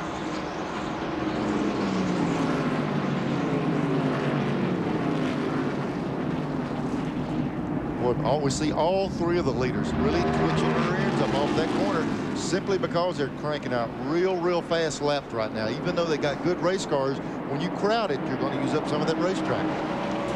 Kyle Petty, 31st down at Daytona, 32nd at Rockingham, trying to turn it around and get that 7th Winston Cup win here today at Richmond International Raceway. Back in September under the lights on a Saturday night. If you haven't got your tickets, I would urge you to think about it now, because this place is absolutely sold out. They keep adding about 5,000, 3,000 seats every time we come here. Well, I'll tell you, the Sawyers do a great job with this track. Ever since they've redone the thing and went bigger, they've really started catering to the fans. It's a great facility. Kyle by a car length, about 135 miles an hour down that back straightaway in this 3/4 mile track.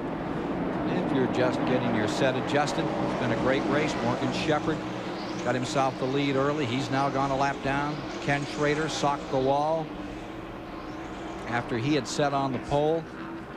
Doesn't look like that Unical money is going to get used up today. Add another $7,600 as the field moves on. Gets ready for the Motorcraft 500 in Atlanta, Georgia. That's coming up next Sunday. Then off to Darlington, South Carolina, where Jim Hunter invites you to come by and enjoy some Southern hospitality. Then on April 4th, they'll be in Bristol, followed by North Wilkesboro, Martinsville, Talladega. We'll be with you next at Charlotte for the Coca-Cola 600 coming up on May the 30th.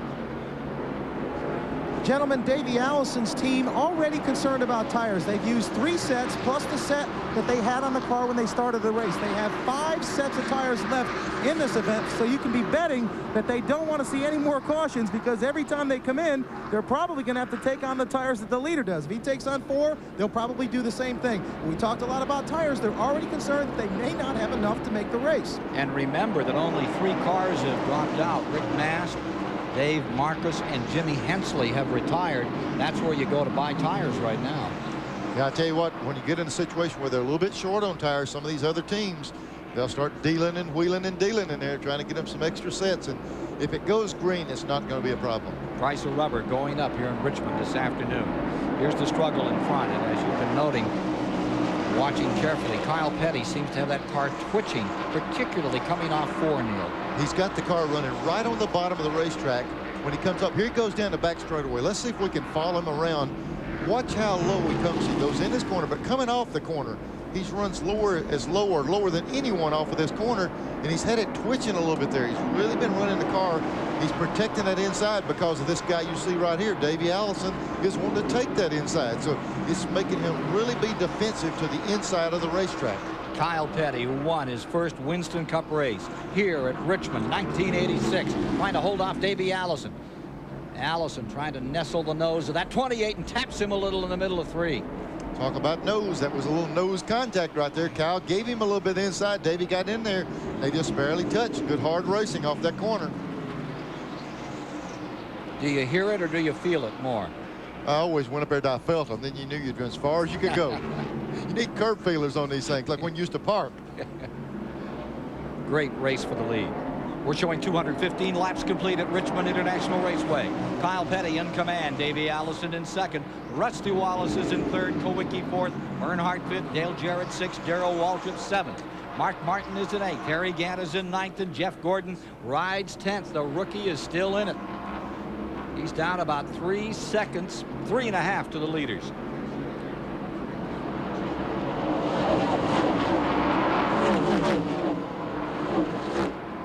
There's the 15 car. We see him. He's a lap down, but he's got that outside lane working for him now. He's trying to get a lap back, and while these guys are stacked up protecting the inside line, Jeff Bodine's going to try to get a lap back on that outside. Now that looks like the old days when he ran the Armstrong Modified. Look at him up on the outside, wheeling through here. Now he's back third in this group, but running 11th overall in the race, 1 lap down. Davey Allison takes a look at the outside. Somebody's on the phone and telling him, hey, if that number 15 Bud Morford can do it up here, why don't you give it a shot? But he gave it a try off of turn 2, and you saw him lose a little bit of ground. Backed This is going to take him a while to see if he can work that line.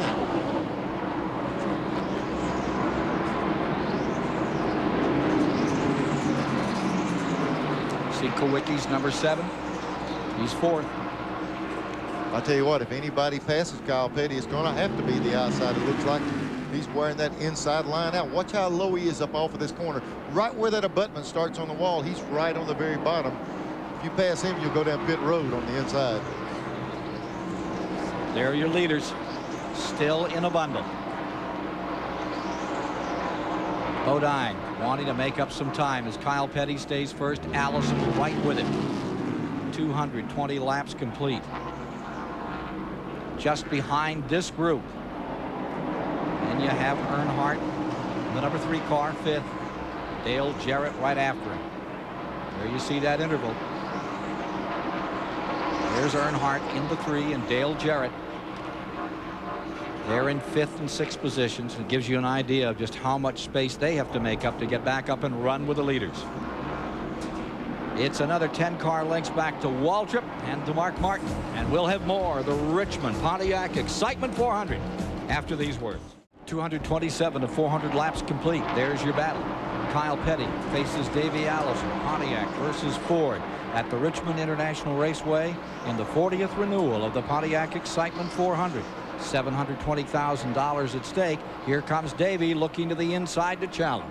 Again, he tried that outside lane, and he got a good run at Kyle and almost popped him in the rear. So he said, I'll just try him on the inside. But he's been playing with that outside going down in this corner here, and it's getting him a little bit better run up off turn 2. So watch him swing a little bit wider here.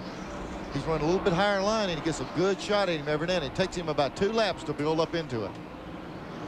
Just behind him, Rusty Wallace is feeling some heat from Alan Kowicki. Dale Earnhardt having to contend with Jarrett, and Waltrip in the 17 overlooking the field. Let's get a Bojangles Racing update from Rick Benjamin. Ken, as always here at Richmond, it is not strictly a matter of Winston Cup racing on Sunday. It's been a full weekend of activity. Our Bojangles Racing update today, we'll take a look at yesterday's Hardee's Frisco 200 for the Busch Grand National cars.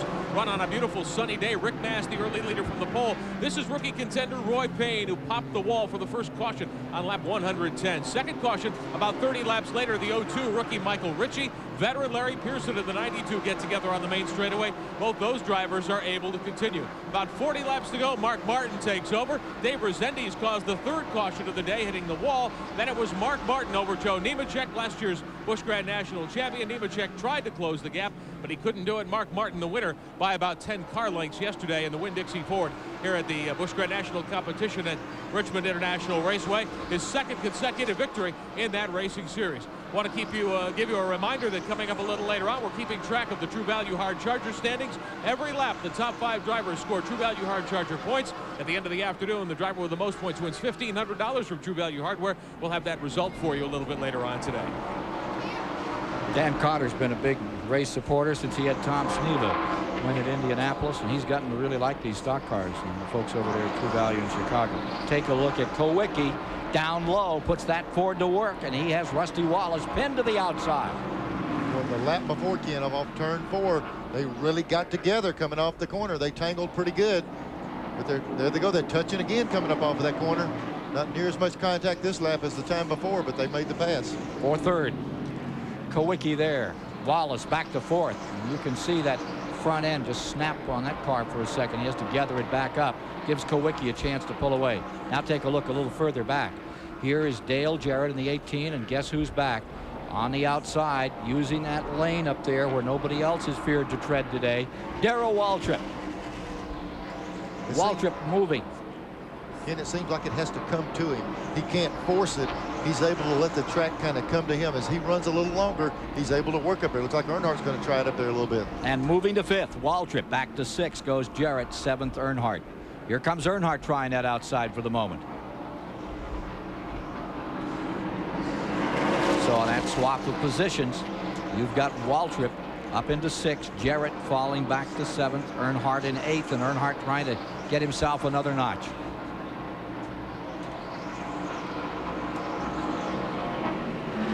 Jarrett able to hold Earnhardt off that corner there. Seemed like Jarrett's car works good on the bottom of the racetrack. Looks like Earnhardt loses a little bit of ground up there. got a good count going down in the corner here.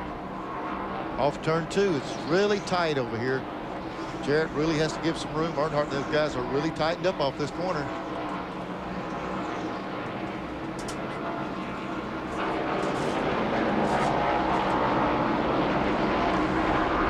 Looks like they just keep working it side by side. One can't get a real big edge over the other. Who was it that said that Joe Gibbs, after his car, number 18, and won the Daytona 500, could give up that part-time job just so he could stay in racing? I wouldn't consider the Redskins a part-time job. They'll be after you, Ken. No. I mean his football job. Just because he'd won the Super Bowl 3 times. Then he won Daytona. That's what all the guys in the pits were talking about. Well, he's won the Daytona 500. Get serious now. Yes, sir. Ready to go racing.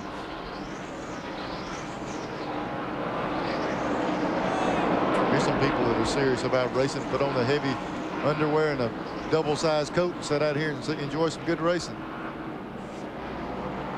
See Jeff Gordon's car back there, and there's Ricky Rudd in the 5. As you get a look back through the fields here, comes Ernie Irvan, who's not having much fun out here today.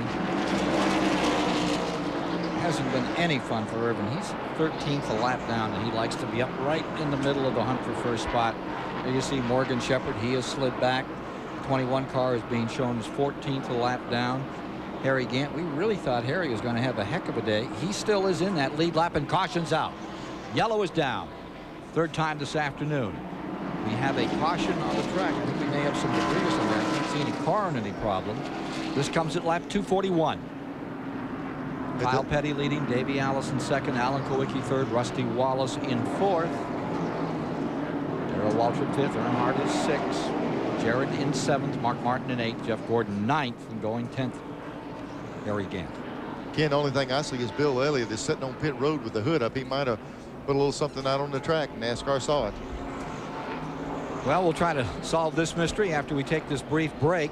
Third caution of the day on the track here at Richmond International Raceway. A problem that puts us under yellow. There you see the standings after 244 laps, and everyone has taken this opportunity to come on pit road and get their cars serviced in the Pontiac Excitement 400 at the Richmond International Raceway, event number 3 in this multi-million-dollar stock car series from coast to coast. Earlier this week, Lieutenant Colonel Mickelson had the honor of presenting the Air Force Reserve Commander's Performance Award. Thanks, Ken. The Air Force Reserve Commander's Performance Award recognizes individuals who've made significant contributions to their sport, their team, and their community. Today's recipient is Dale Jarrett, who just 3 weeks ago drove his number 18 Chevy Lumina to victory in the Daytona 500. Off the track, he carries a strong message to America's youth in the fight against drug abuse. Dale, on behalf of the men and women of the Air Force Reserve, it's a pleasure for me to present this award to you, and knowing that your achievements on the racetrack are a result of a total team effort, we wish you, owner Joe Gibbs, and the entire Interstate Batteries racing crew future success in NASCAR. Congratulations. Thank you very much. We certainly appreciate this, and I accept this award on behalf of my whole race team, who, without them, I couldn't be standing here receiving any awards, because they're the ones that really make this possible. Our sponsor, Interstate Batteries, Shell, and Food Line, we say thank you, and we'll continue our fight against drug abuse out there. You do your part, and we'll continue to do ours. Thank you very much. Thank you, Dale. Thank you, Colonel Mickelson. Looking out the Pontiac pace car at Davey Allison, who's in first place after that pit stop. Yeah, let's show them how this happened on pit road. You know, right now Davey's leading the race. Let's show what happened. Here's Davey coming out of the pits. We see Kyle spinning, trying to get going the 42 car. He beats him out. There comes the 2 car. There comes the 7 car. Davey beats him to the line, so Davey took the lead on pit road. Putting down some speedy dry, and they're at least a lap or 2 away from getting them cranked up. Understand the caution was for Ernie Irvan or for Bill Elliott, number 11. Elliott's car was putting down some fluid on the track, and hence we have this third caution of the day. They said the caution before that they had been putting a good bit of oil in the 11 car, and they've taken the 11 car now, Bill Elliott, into the garage to do major surgery on it. They're giving 1 lap to go, so we'll be back to green even though we have all this oil dry around. Now Waltrip is on pit road. Daryl Waltrip, who's made a really stout effort at this one, coming back in. Pulls all the way down to about the 3rd pit from the end. Fuel topping? What do you think? Well, it looks like he's got something on the windshield right here. He probably ran through that oil and oil dry, and it might have been enough nuisance for Daryl. He felt like an extra stop to clean that windshield off so he could see a little bit better. They are putting the caution back out. We're going to go one more lap. Probably because so much oil dry all the way around the racetrack, and some of the drivers might be saying, hey, look, there's just too much out here. I mentioned just a while ago, it looked like we're going green, even though there's a lot of it out there. So they're going to try to clean it off a little bit more before they turn them loose. Down the field comes with car number 28, Davey Allison up in front. Number 42, Kyle Petty is in second. Rusty Wallace is in third. Alan Kowicki is in fourth. Earnhardt is in fifth as they get ready to go once again.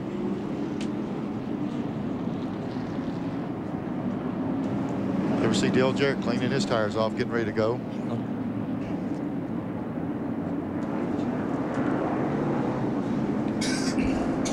Field getting organized on a start.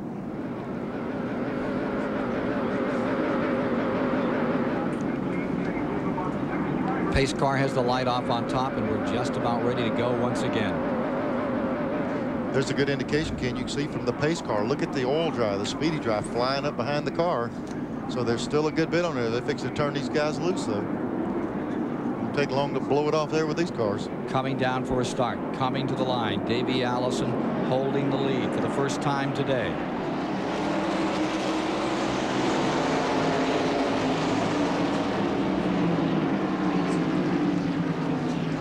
From Bobby Hillen's car. There's Hut Strickland alongside. Bobby Hillen having a handful out here today and running off the pace. Look behind the car, Ken, and all the stuff flying up. It looks like running down a dirt road. It'll take a lap or two to blow all this off here. Looks like an old-fashioned dirt track there for a moment. Here's the battle for second spot. Kyle Petty is there with Rusty Wallace. We saw on the last restart, it took Kyle Petty a little while to get his car back up to the kind of speed he had earlier. And right now, Rusty's all over him again. Jeff Bodine is right up there trying to get his lap back and not being successful. Look at Wallace meander to the outside. Talk about trying to get a lap back. Here's Ernie Irvin down on the inside. Davey Allison is the leader. Irvin's getting real aggressive trying to get one of these laps back. Ernie Irvin's in 11th. He's just one down. If he can stay ahead of Davey, catch a caution, he's back in it. 10 cars are in the lead lap. Allison, Wallace, Kyle Petty, Earnhardt, Kowicki's 5th, Jarrett, Martin, Harry Gander's up to 8th, Jeff Gordon is 9th, Daryl Waltrip is 10th, and Irvin would make 11th. We see right there coming off turn 4, there's Rusty Wallace on the outside of the 42 car. He couldn't make it stick. He's back in line.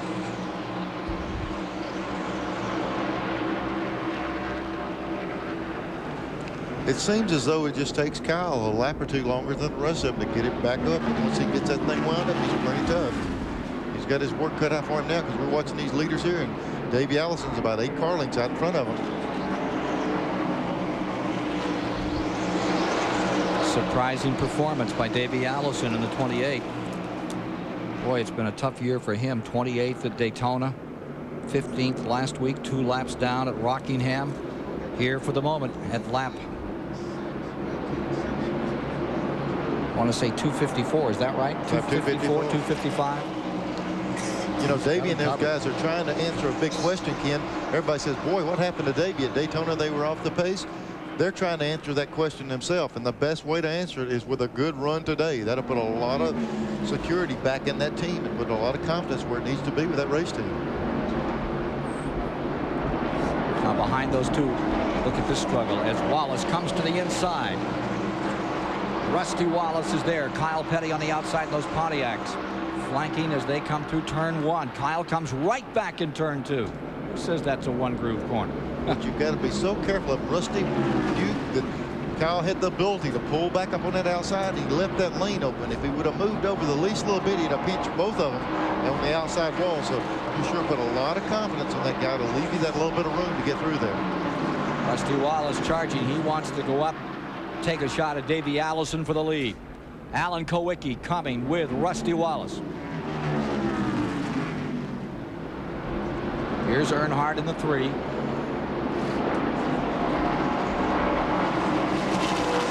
very much a factor in this race. Earnhardt, can't count him out the way he's been rolling this year. Looks like Kyle's got caught out there on the outside. He's able to pull back up on Earnhardt. Earnhardt's car hasn't been able to get off that corner as good a lot of him, but it looks like he's going to clear him this time.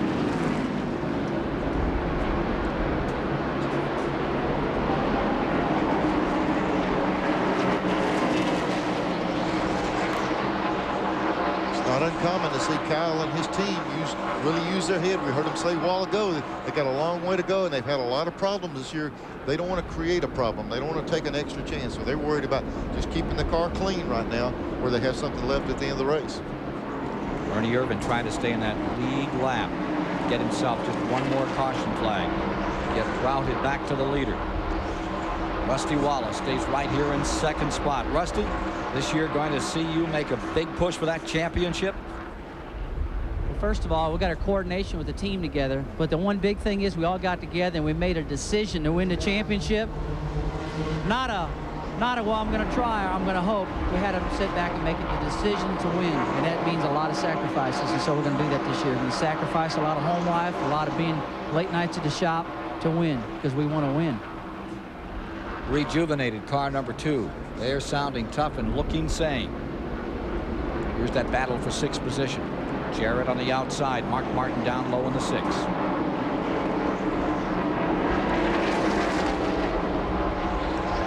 6, just behind them is the 24, Jeff Gordon. You see Ricky Rudd's car. You must remember that Rudd is running 14th, 1 lap away from the leaders. So Mark Martin picks up a spot, gets under Jarrett, and he has himself 6th spot. Resetting the leaders for you. 28, Davey Allison out in front at lap 263. Just in front of him is Ernie Irvan, who is back in the lead lap, making 11 contenders to win it all here today. From Bobby Hillen's viewpoint, you're looking back, and there you see the Kenny Wallace Dirt Devil car right there with him. Kenny Wallace and all the rookies involved here, Labonte, Jeff Gordon, they're really concerned about getting a good effort in here for that rookie championship. So there you see the standings. It's Allison's race for the moment. Can it stay that way? We'll see.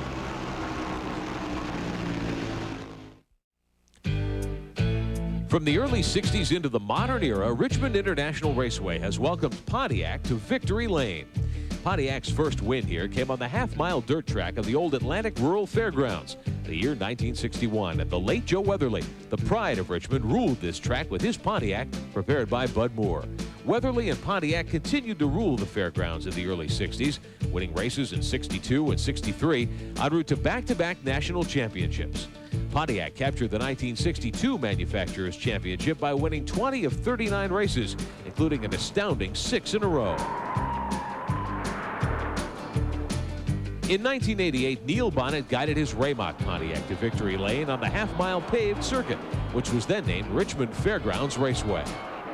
I did win the last race here in Raymock Pontiac, and I'll tell you what, the Pontiacs have always ran good here. Rusty won the last race, so the guys with the Pontiacs aren't in bad shape at this racetrack. The next year, Rusty Wallace and his Pontiac continued their quest for the title, winning both Winston Cup races on the 3/4 mile, newly renamed Richmond International Raceway. The whole 1989 season was real dramatic. I mean, the 1989 race here at Richmond was just typical that year. I mean, we were getting everything right at the very end. 20 laps to go, we take the lead. Right at the end, we win by 12 points in the championship. Everything was just going right down to the wire, but hey, that's fine as long as the outcome's great. Pontiac still had one more element to cover at Richmond. It wasn't the surface or the size of the track. Richmond International Raceway decided in 1991 to run its autumn race at night under the lights. In September of '92, perennial favorite Rusty Wallace drove Pontiac to victory for their first win under the lights at Richmond. The September win last year was real important. I mean, the Pontiac really ran good. My car owner, Penske, was here for the first time. The sponsor, Miller, was sponsoring the race. Everything was perfect that night. And to drive that Pontiac under Victory Lane was great. Add the likes of proven drivers Kyle Petty, Michael Waltrip, Rick Wilson, and Kenny Wallace, and you're guaranteed continued Pontiac excitement. Well, here in the Pontiac 400, with 275 of the 400 laps complete, Rusty Wallace is looking after this guy right now. It's the Ford of Davey Allison out in front. Wallace is in second, and Kyle Petty has been relegated to 4th position. And also Ernie Irvan has been again lapped by Davey Allison. He's running about 4, as you see it here, maybe 5 car lengths back after he had himself up there to be 11 cars, the 11th car in the lead lap. He has now fallen back a lap to the leader. Well, you mentioned 11 car. Look, there's the 11 car going in the truck. Had motor trouble. It's just been that type of year for Bill Elliott. They'll certainly get it turned around, but it's got to be disappointing the way things are starting off. Taking the elevator ride up into the Caravan, that is certainly not the stairway to heaven for Bill Elliott here today. Davey Allison's car stays in first spot. Wallace second, Kowicki third, Kyle fourth, and Earnhardt is fifth. There's Dallenbach wearing his car, following Bobby Hillen down in the corner. See a little braking down in that corner there, but we're not getting a true reading on this RPM right here because he's just not quite up to speed and he's not turning a lot of RPM. Jack Roush's motor's really twist and he just doesn't have this one up to speed right now. Keystone car giving us some great photos here in this 3/4 mile track. You see Bobby Hillen just in front. Here's Derek Cope in the Trop Arctic cambered car for Cale Yarborough, carrying a brand new sponsor today. Just in front of them, Phil Parsons in 41. Phil had a very good run, was up in the top 10. He has now dropped back to 16th. He's being shown 1 lap off. We saw Jimmy Spencer go by on the inside. The yellow car there, number 12 is Spencer. He opened the door, so here we see Cope jump down there and tried to follow him by, but he couldn't quite make the pass. And up to 16th is Jimmy Spencer in the Bobby Allison car. Here's Bobby Hillen, still working hard out here today, but when it's not going right, that's harder than if you're battling for the lead, as the number 90 car is just missing out here somewhere in the setup. Well back. You're off the pace like that, it's hard to make it the rest of you. You want to get up there and get racing. You see Hillen going down here in turn 1, coming up off the corner. This is that tight part of the racetrack. The wall just jumps out at you. But see the light, you got a little bit of glare going down in turn 3. And just for a minute there, you lose a little bit of visibility, but you've got this big wide exit off the corner. So, I mean, the layout of this track really suits these big race cars. Well, the Heilig-Myers people feel that they're going to come back and he's going to get his second win in that car this year, and it would also be the second win in the history of Winston Cup racing for Junie Donlevy, who's only won one. That was Jody Ridley years back when they were competing at Dover, Delaware. They knocked one down. It was a long time ago, back in the early 80s, I think 81. Battle for third right here. There you see Kowicki. He's after Kyle Petty. Kyle's moved around. He gets himself up there with Ernie Irvin and scoots under him down here in turn number 1. Remember that Irvin is a lap down. Yeah, Irvin fought real hard to keep that lap away from Davey Allison to stay in that lead lap. Ran his car exceptionally hard, but he lost that lap back, and now he's paying the price. He's following back further. Now look at this for 7th spot. There's Mark Martin in the 6th, and Jeff Gordon is right back in this, looking for a top 10 finish today in that number 24 car. I think when you put a deal together like this with a Jeff Gordon, everybody says, well, boy, let them stay together a year and they'll be real good. This guy is good right now. We saw that at Daytona. We saw him have a strong run. He had motor problems at Rockingham last week. But the 24 car here, Jeff Gordon, even though he's a rookie, he's up there racing with the veterans. And I wouldn't doubt to think that he's got the possibility of winning a race this year. Just 115 laps to go, Neil, and they will not be competed by Jimmy Hensley. He's at the STP Pit Center right now. Here's Rick Benjamin. Jimmy, what put you out here this afternoon?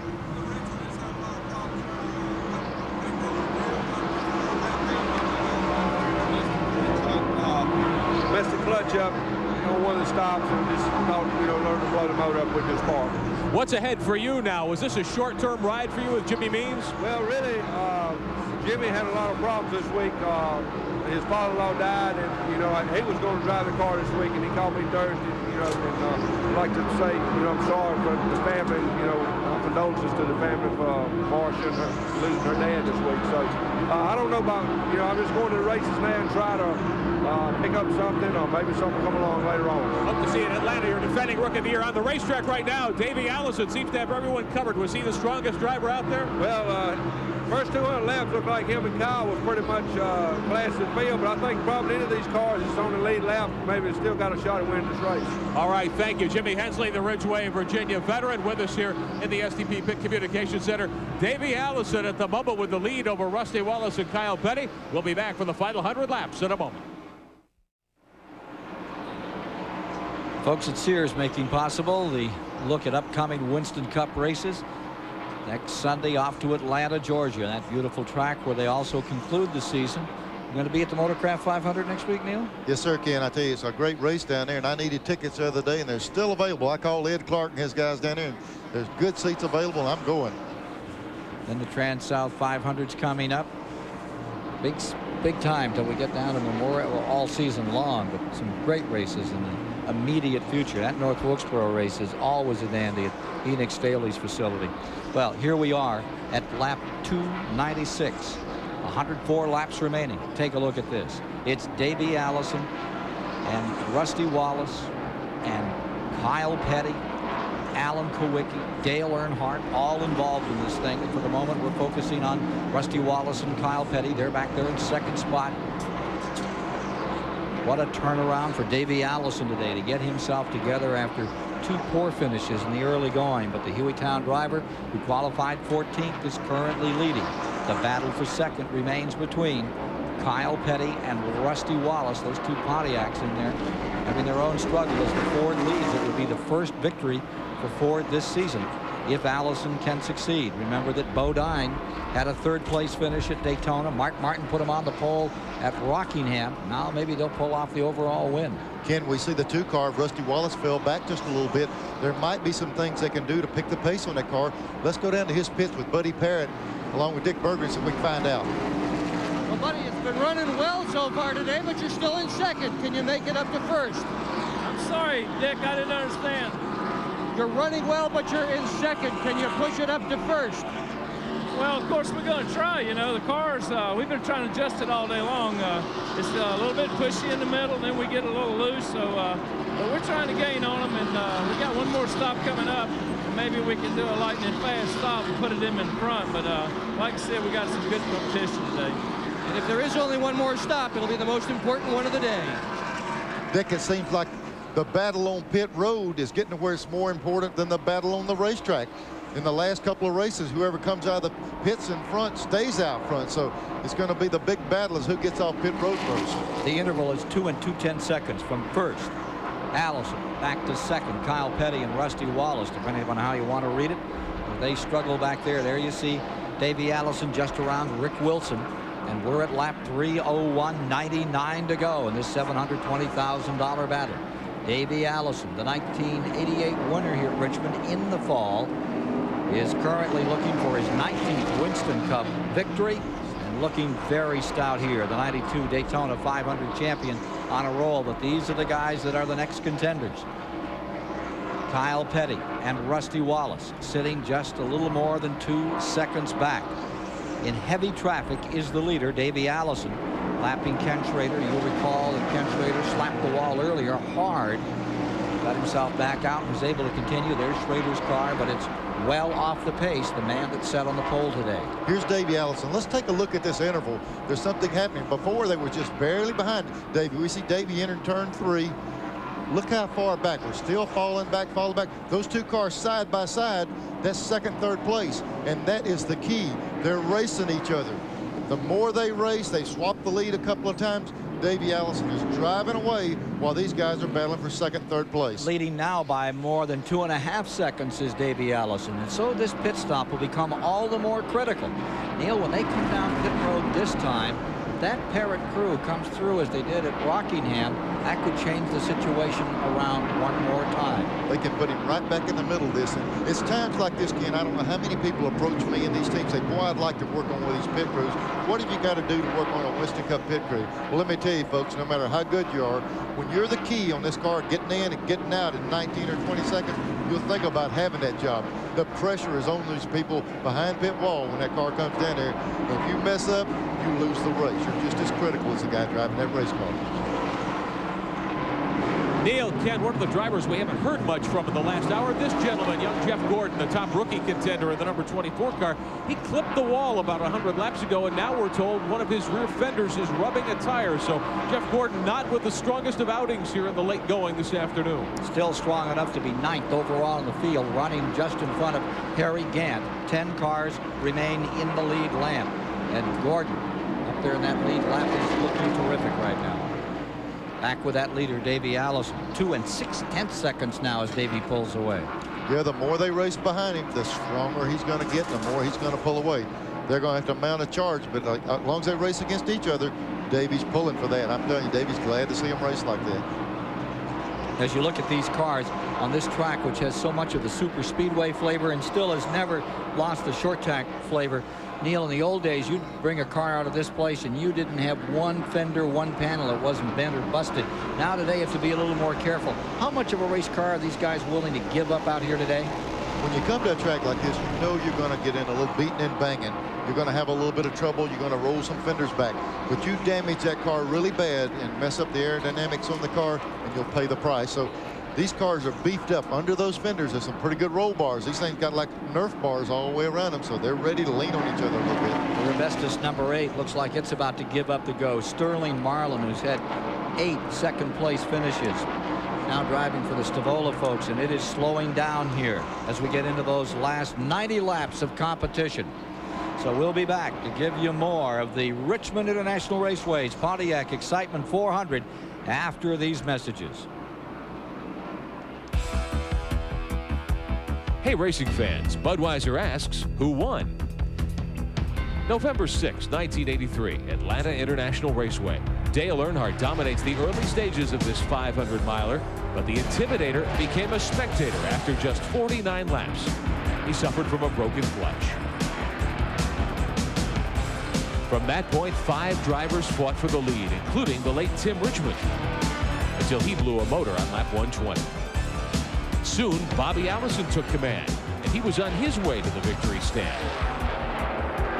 But who won? Here's a list of possible drivers to jog your memory. We'll be back with the answer after this. If you guessed Neil Bonnet as the winner, you're right.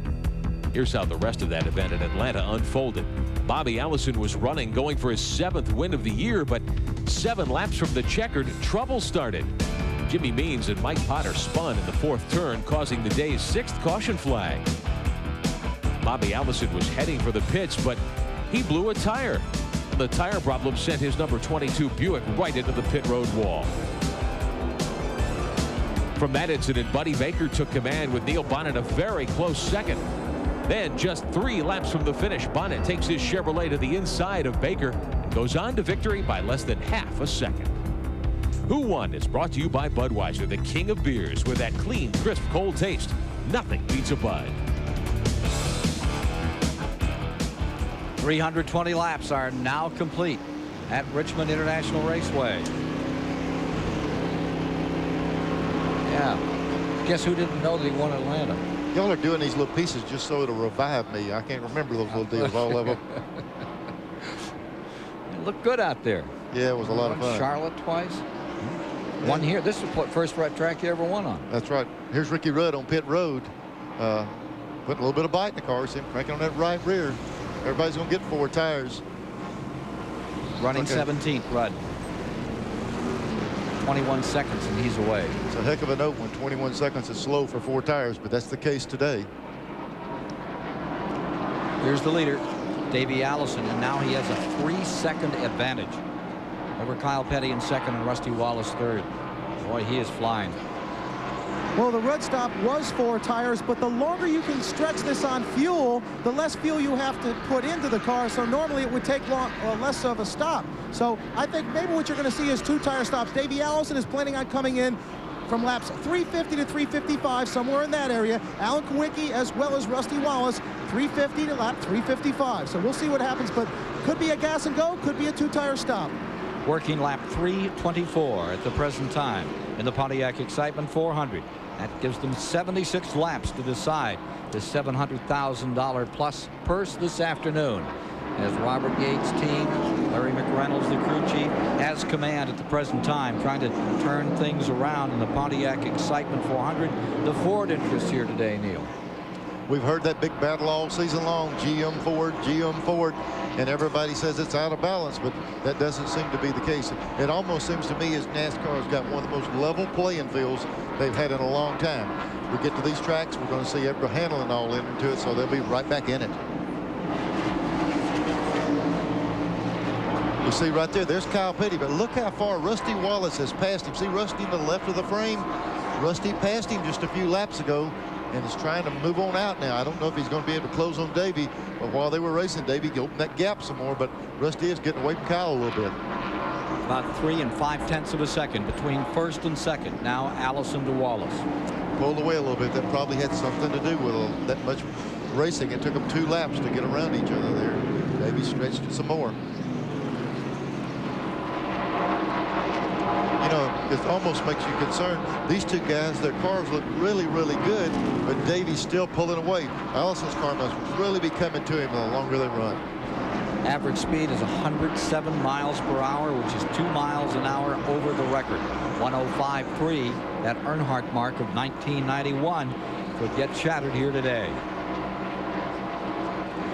Here's Harry Gant. He's running in 10th, started 34th today. Had a great run out here in car number 33, Mr. September, who had that great run year back up to the autumn. 2 years back now, really. But he had a great run last autumn, too. Yeah, and last week, I mean, he was a key figure in possibility of winning the race and had an oil pump actually break off of the block. The mounting bolts broke off the block and it lost the motor, but Gant's trying to get his program back on track. They switched from Oldsmobile to Chevrolet, and it's put them to working a little bit. Here's Derek Cope's camera. Trop Arctic giving us these pictures out of the Cale Yarborough car. Looks like they've got some added life in this team again. Addition of another sponsor for them. Hope it works out for that team. I hope it works out for Jimmy Means. I understand they've got an 800 number for him. Broke his shoulder, lost 3 cars at Daytona, but he's still out here. Had Jimmy Ansley out here today trying their best. A lot of fans love that guy just because he goes out and tries so hard. I tell you what, Means was a winner back in Alabama when we raced against him. Maybe he can get his thing going there where he can get back up front. Say they're black flagging car number 44, Rick Wilson, the Petty car. We'll get you a reason as to why here, as they've told Rick to bring it on pit road. They say he's leaking some fluid out there, and he's also lost his radio. Usually they communicate down to the crew chief, and he gets on the radio. They've had his number up and the flag up. They got him in. That could be the black flag. They might be calling him in for him. Indeed, that's the case. They've told him to come in. He's on pit road. Richard Petty's number 44, Rick Wilson aboard. We're showing 339 laps complete, 61 remaining. And there's the man to beat, Davey Allison. We mentioned he's won in the fall. His best finish in his Pontiac 400 was 4th just a year ago. He's looking great right now. Not looking so good right now. The car has definitely developed a little bit of a push. The key is, what are they going to do? They're going to try and gas and go and make up some ground. Right now, I would suggest they're going to try and put 2 tires on the car, at least right sides, but they're not saying. All they are saying is they're looking for him on lap 348. 3 8/10 of a second, the difference between first and second, Allison and Wallace. That was Felix Sabatas we saw in the shot there. He was watching his car. He stays right on top of that race team. I'm concerned now. We've got Davey Allison leading the race. Here's Kyle Petty. The key is, what does Davey do? Somebody's going to wait and make them lay their cards on the table first. If one guy goes in and gets 4 tires, the next one's just going to try 2. If they just get gas only, the other guy's options is only gas. So they're going to have to let somebody make that first move, and then you'll see a scramble. 10, 15 laps away, that final pit stop, unless there's a caution. 10, 15 laps away. Showing 342 complete. In the Pontiac Excitement 400 from Richmond International Raceway. Allison looking for his first win of the season. What a great year last year. What a tragic year last year. 5 wins. But everything equaled by some terrible moments for Davey Allison, trying to turn it around here this afternoon. Rusty Wallace, who started this year upside down, end over end, side over side in Daytona, comes back and wins last week. And And he's trying to repeat today. He's in second spot, but he's got some making up to do. Well, if we can believe what they're telling us on pit road, Kyle Petty will be among the first of the leaders to pit. Then we will probably see Davey Allison come in, and only then will we see Rusty Wallace come in. Wallace's strategy almost certainly will be established by what the other two leaders do. They just had a big conference here. They like the way the car is running. They're just going to sit tight until the time comes. Around lap 350. What would you do? Well, I'd try to read what the other guys are going to do. I think that's what Rusty Wallace feels like they'll do. If they think Kyle Petty's coming in first, Davey Allison's coming in next, they'll have to adjust their plans according to what Davey Allison does. If Davey should put 2 tires on, I can't help but think this 2 car will gas and go. They're going to have to do something to make up this difference on the racetrack. Rusty Wallace won just 1 race last year. It was here on a Saturday night in Richmond, a great one. Now the St. Louis, Missouri driver is going for his 2nd of this season. This track was redesigned in '88, and Wallace leads all drivers since they made it into a 3/4 mile track with 3 wins here. He certainly knows the racetrack. He likes this size. Of course, he likes to go fast. He likes anything as long as you can race it. Yeah, they've been running good here. Ken, what I'm trying to read now, we're seeing Davey Allison right here. This is the lap coming up that Kyle Petty said that he would be coming in. Are they telling us the truth? Are they telling everybody? Let's see. This is the lap that they call for to come in. That's see if Kyle makes, 348. here he comes. He wasn't telling us a lie. He's going to bring it in there. They made this judgment call. They're losing ground, so they've got to gamble that the tires will pick them up.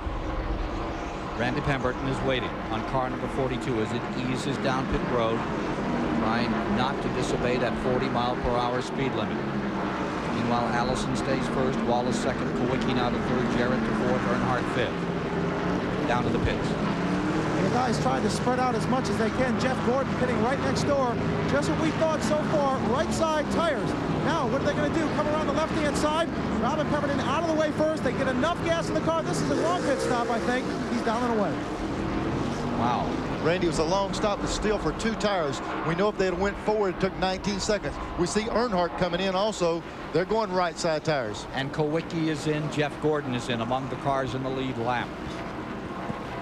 Remember, as Jarrett stays on the track now, he picks up some spots. Earnhardt's going 4 tires. They're pulling it off. They're going to go. They were off the pace so bad they feel like they're going to try 4 tires. Mark Martin pits. Gant comes in. Kenny Wallace is in. Now Rusty Wallace. There may be a penalty on car 3. There was. They held him. I think they held him, what, 15 seconds? 15-second penalty on car 3 for coming in too quickly. Here's Dick Berggren. Rusty Wallace is in now. They are ready for a 4-tire change. Whether in fact they do it or not remains to be seen. Yes, it will be a 4-tire change on Wallace. Right side tires are down. Meanwhile, Davey Allison's crew is getting ready to bring him in. Wallace left side up now. It's not as fast a pit stop as some that they have had so far at this point. Whoa, it winds up mighty fast. 19.47. Davey Allison is going to come right in on his back bumper. See, now Rusty made the 4-tire stop. We got out of sequence. Who's going to? Does Davey go forward? Does he feel like he needs those 4 tires? Dick Berggren is there as Davey Allison approaches very carefully. A 15-second penalty allocated to car 3. Came in too quickly. They are going to do 4 tires. Now they sure are. It is going to be a 4-tire stop.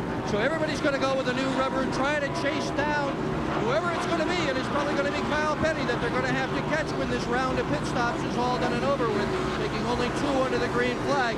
This is also a very good pit stop for Davey Allison. 18.27. Nice stop. Lap 3:53. Black flag is out on car number 3. Was it on 3 or the one behind him? Number 40. Number 40.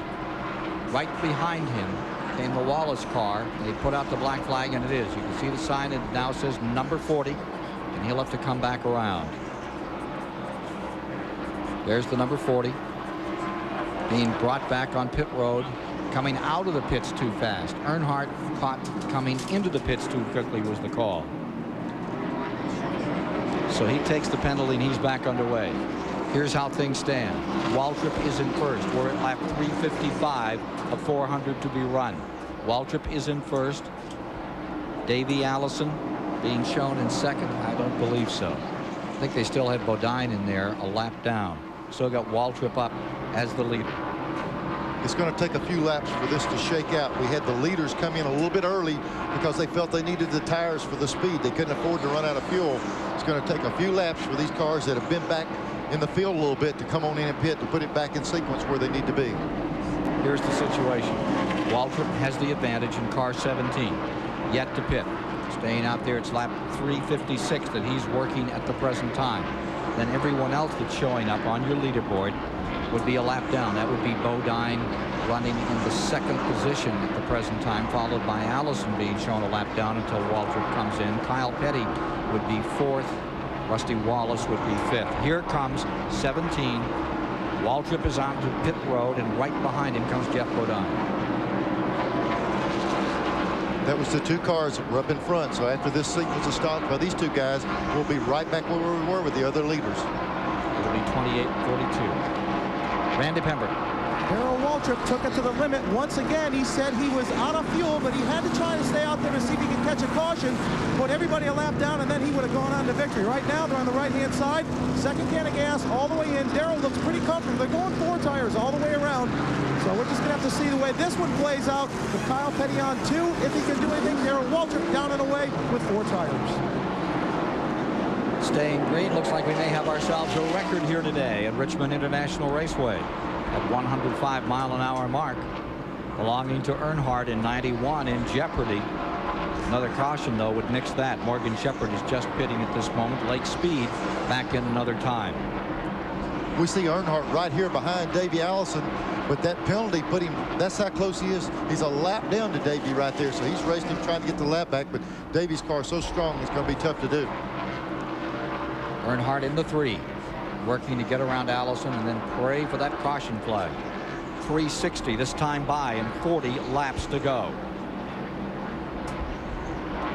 After that set of pit stops, let's see where the 28, we see the 28 going under right there. Let's go back to where the the 42. You see what a lead is involved. It amounted to, they both had good stops, but Kyle just put on 2 tires and he's not able to go like he was before.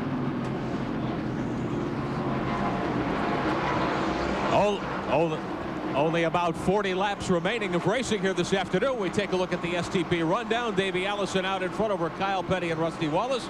Alan Kulwicki also showing in the top 5. Your second 5 includes Jeff Gordon, Morgan Shepherd, who's really done a great job coming back, Mark Martin, Harry Gadd, and Daryl Waltrip. Dale Earnhardt has dropped back to 11th after that penalty. And then the cars that are a lap down, Irvin, Rudd, Jeff Bodine, and Jimmy Spencer. 40 laps roughly to go, hopefully all green here at Richmond International Raceway. We'll be back to bring it all to you on TBS Sports when we continue after these messages.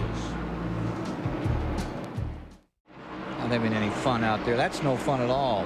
Just that far back. This late in the race, when you know you don't have a chance to win, it's big problems. It makes for a long day, and this guys will be glad when it's over. Here's Kulwicki. Now he's up in 3rd spot as we're looking back through the field, giving you an idea where they are around the racetrack with now 15 laps to go. And there you see the Cale Yarborough colors. Derek Cope, a wild ride down at Daytona, looking good and strong here today, but they too have to go back and do a little homework on that car number 98. It looks like some things may begin to happen for them. Running 19th. Behind him is Dale Jarrett's car in 4th spot. So after last year, it was just calamity after calamity at the outset of the season. Things are really turning around. A win for them, a good finish last week. They're up in the points. Came in just, 20-25 down from Dale Earnhardt in the battle for the championship this year. Looks good. 4th place for the Joe Gibbs car at the present time. And there you see that Kyle Petty car in 5th, having its problems.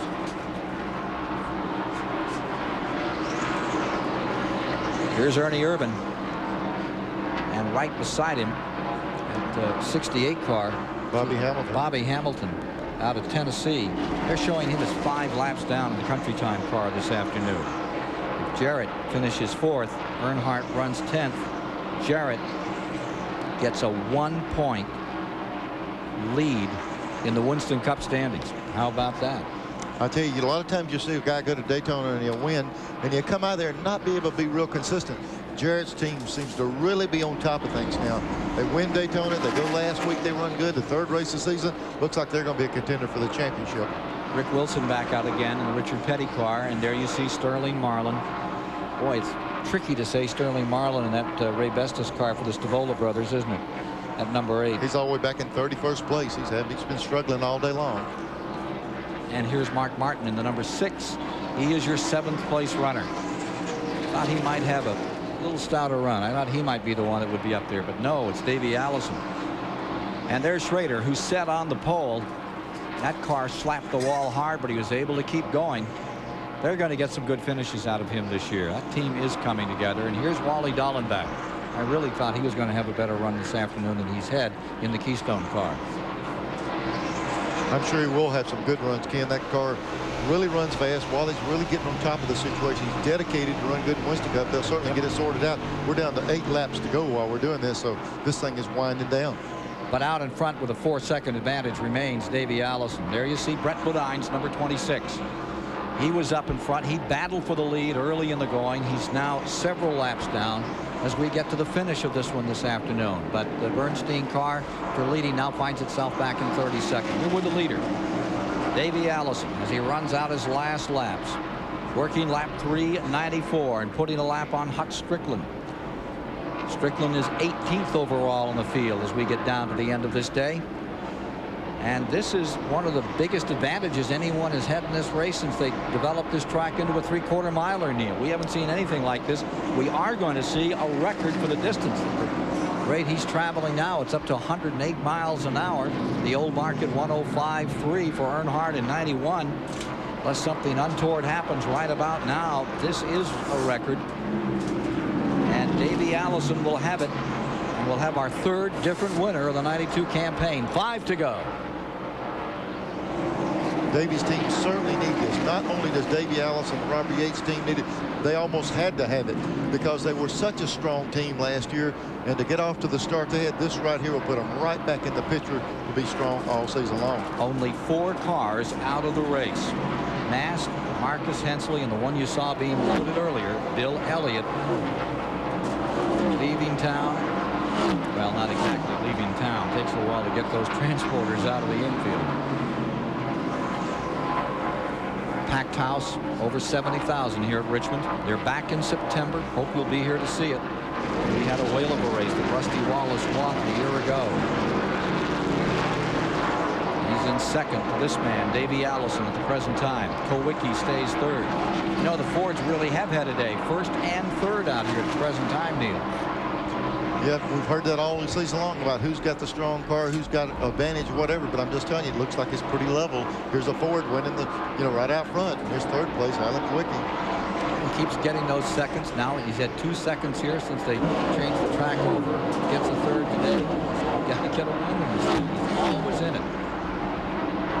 So Davey Allison scored those 5 wins a year ago. Picks up his 1st if he can just keep it flying here through a couple more.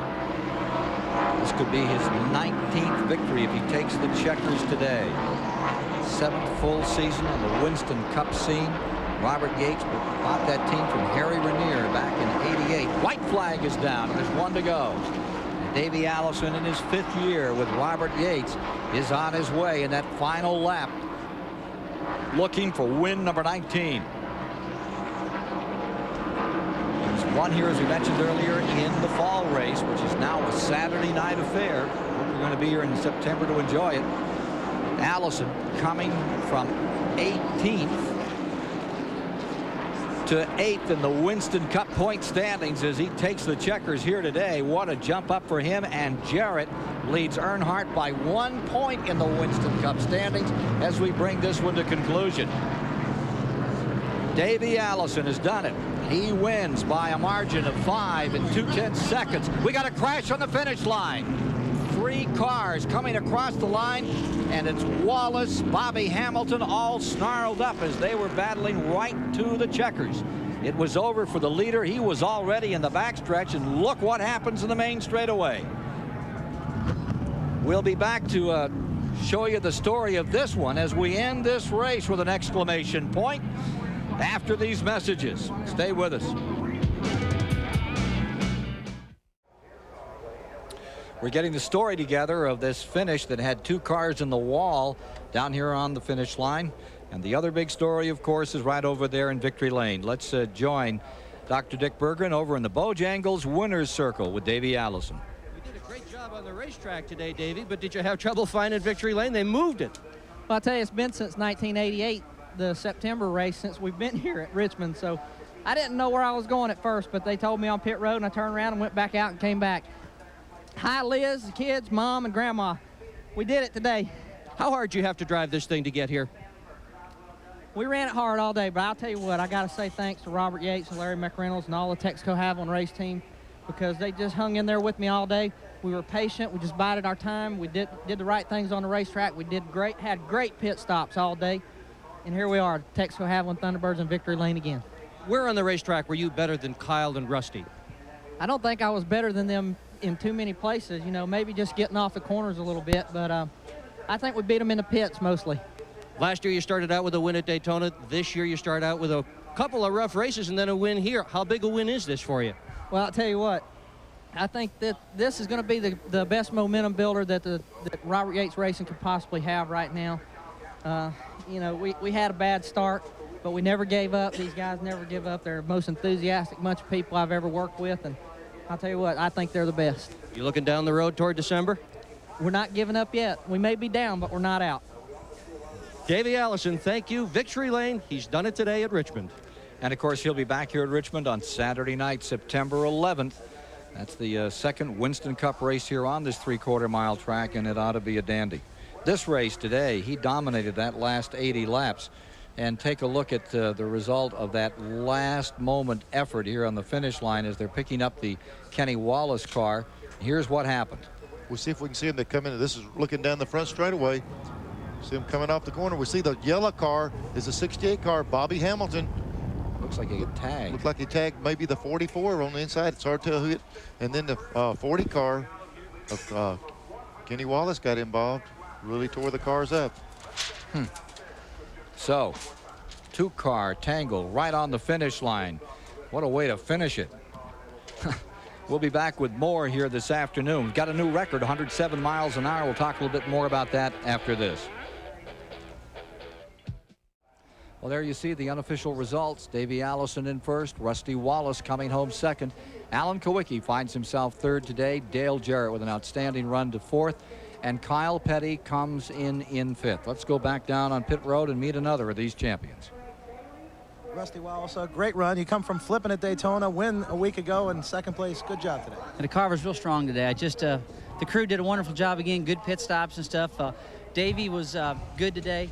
Our times on the racetrack in the last 50 laps were exactly the same, but he was way up there. I just couldn't get to him. But like I told all the guys back at the shop or on the radio after the race, it was a job well done. Good pit stops, good day at the office, and the Miller Genuine draft car is hot as ever. I mean, we need things like this to win that championship, and we're well on our way right now. Anything you could have done with the race car to make it better? We worked all day long on air pressures and staggers, and we kept getting it better and better. In the last 50, 60 laps, it was strong. But like I say, David just had that big jump on the racetrack on me. It's just with both of us running the same speed, I couldn't get there. Pit crew was unbelievable once again today. Yeah, they were sharp. The first pit stop, come in fifth and go out second. Really strong. I mean, I just can't say enough. And Penske made some good calls on the radio again today. Don Miller, Buddy Parrott, all of them. Everything went killer today, and we're looking forward to Atlanta. Okay, without question, Rusty Wallace going to be a championship contender this season. Dick Berggren? The work of a car owner who is also a driver is never done. In the inspection area. Alan, you had a good run today, but what else in order to finish higher? You know, a little more handling, a little more power. I mean, we were really close. Yeah, it's just a good run for us. You can't be the fastest car every day. We just weren't quite good enough to win. Another good run. We're climbing back up there in the point standings, and you know, the team's doing a good job. I think we're going to be a contender here before too long. Good run this afternoon for Alan Kowicki. As we look at the racetrack, the afternoon's event concluded here at Richmond International Raceway, and an excellent victory today for Davey Allison. Let's take a look at the True Value Hard Charger standings after this afternoon's third event of the season. Kyle Petty, who led many laps earlier, does win the True Value Hard Charger Award today by 27 points over Davey Allison, who led many of the late laps. Rusty Wallace, who led in the middle of the race. Alan Kowicki, Daryl Waltrip, the top 5 today in the True Value Hard Charger Award standings. This, of course, a season-long battle. The top 5 drivers each lap win points, and at the end of the day, we tote them all up, and again today, Kyle Petty picks up that $1,500 prize. We'll be back with more here from Richmond International Raceway, our special live coverage of the Pontiac Excitement 400 on TBS Sports in a moment. Only 4 cars retired from the race, but had they had to go another lap, there would have been 2 more you could have added to that list.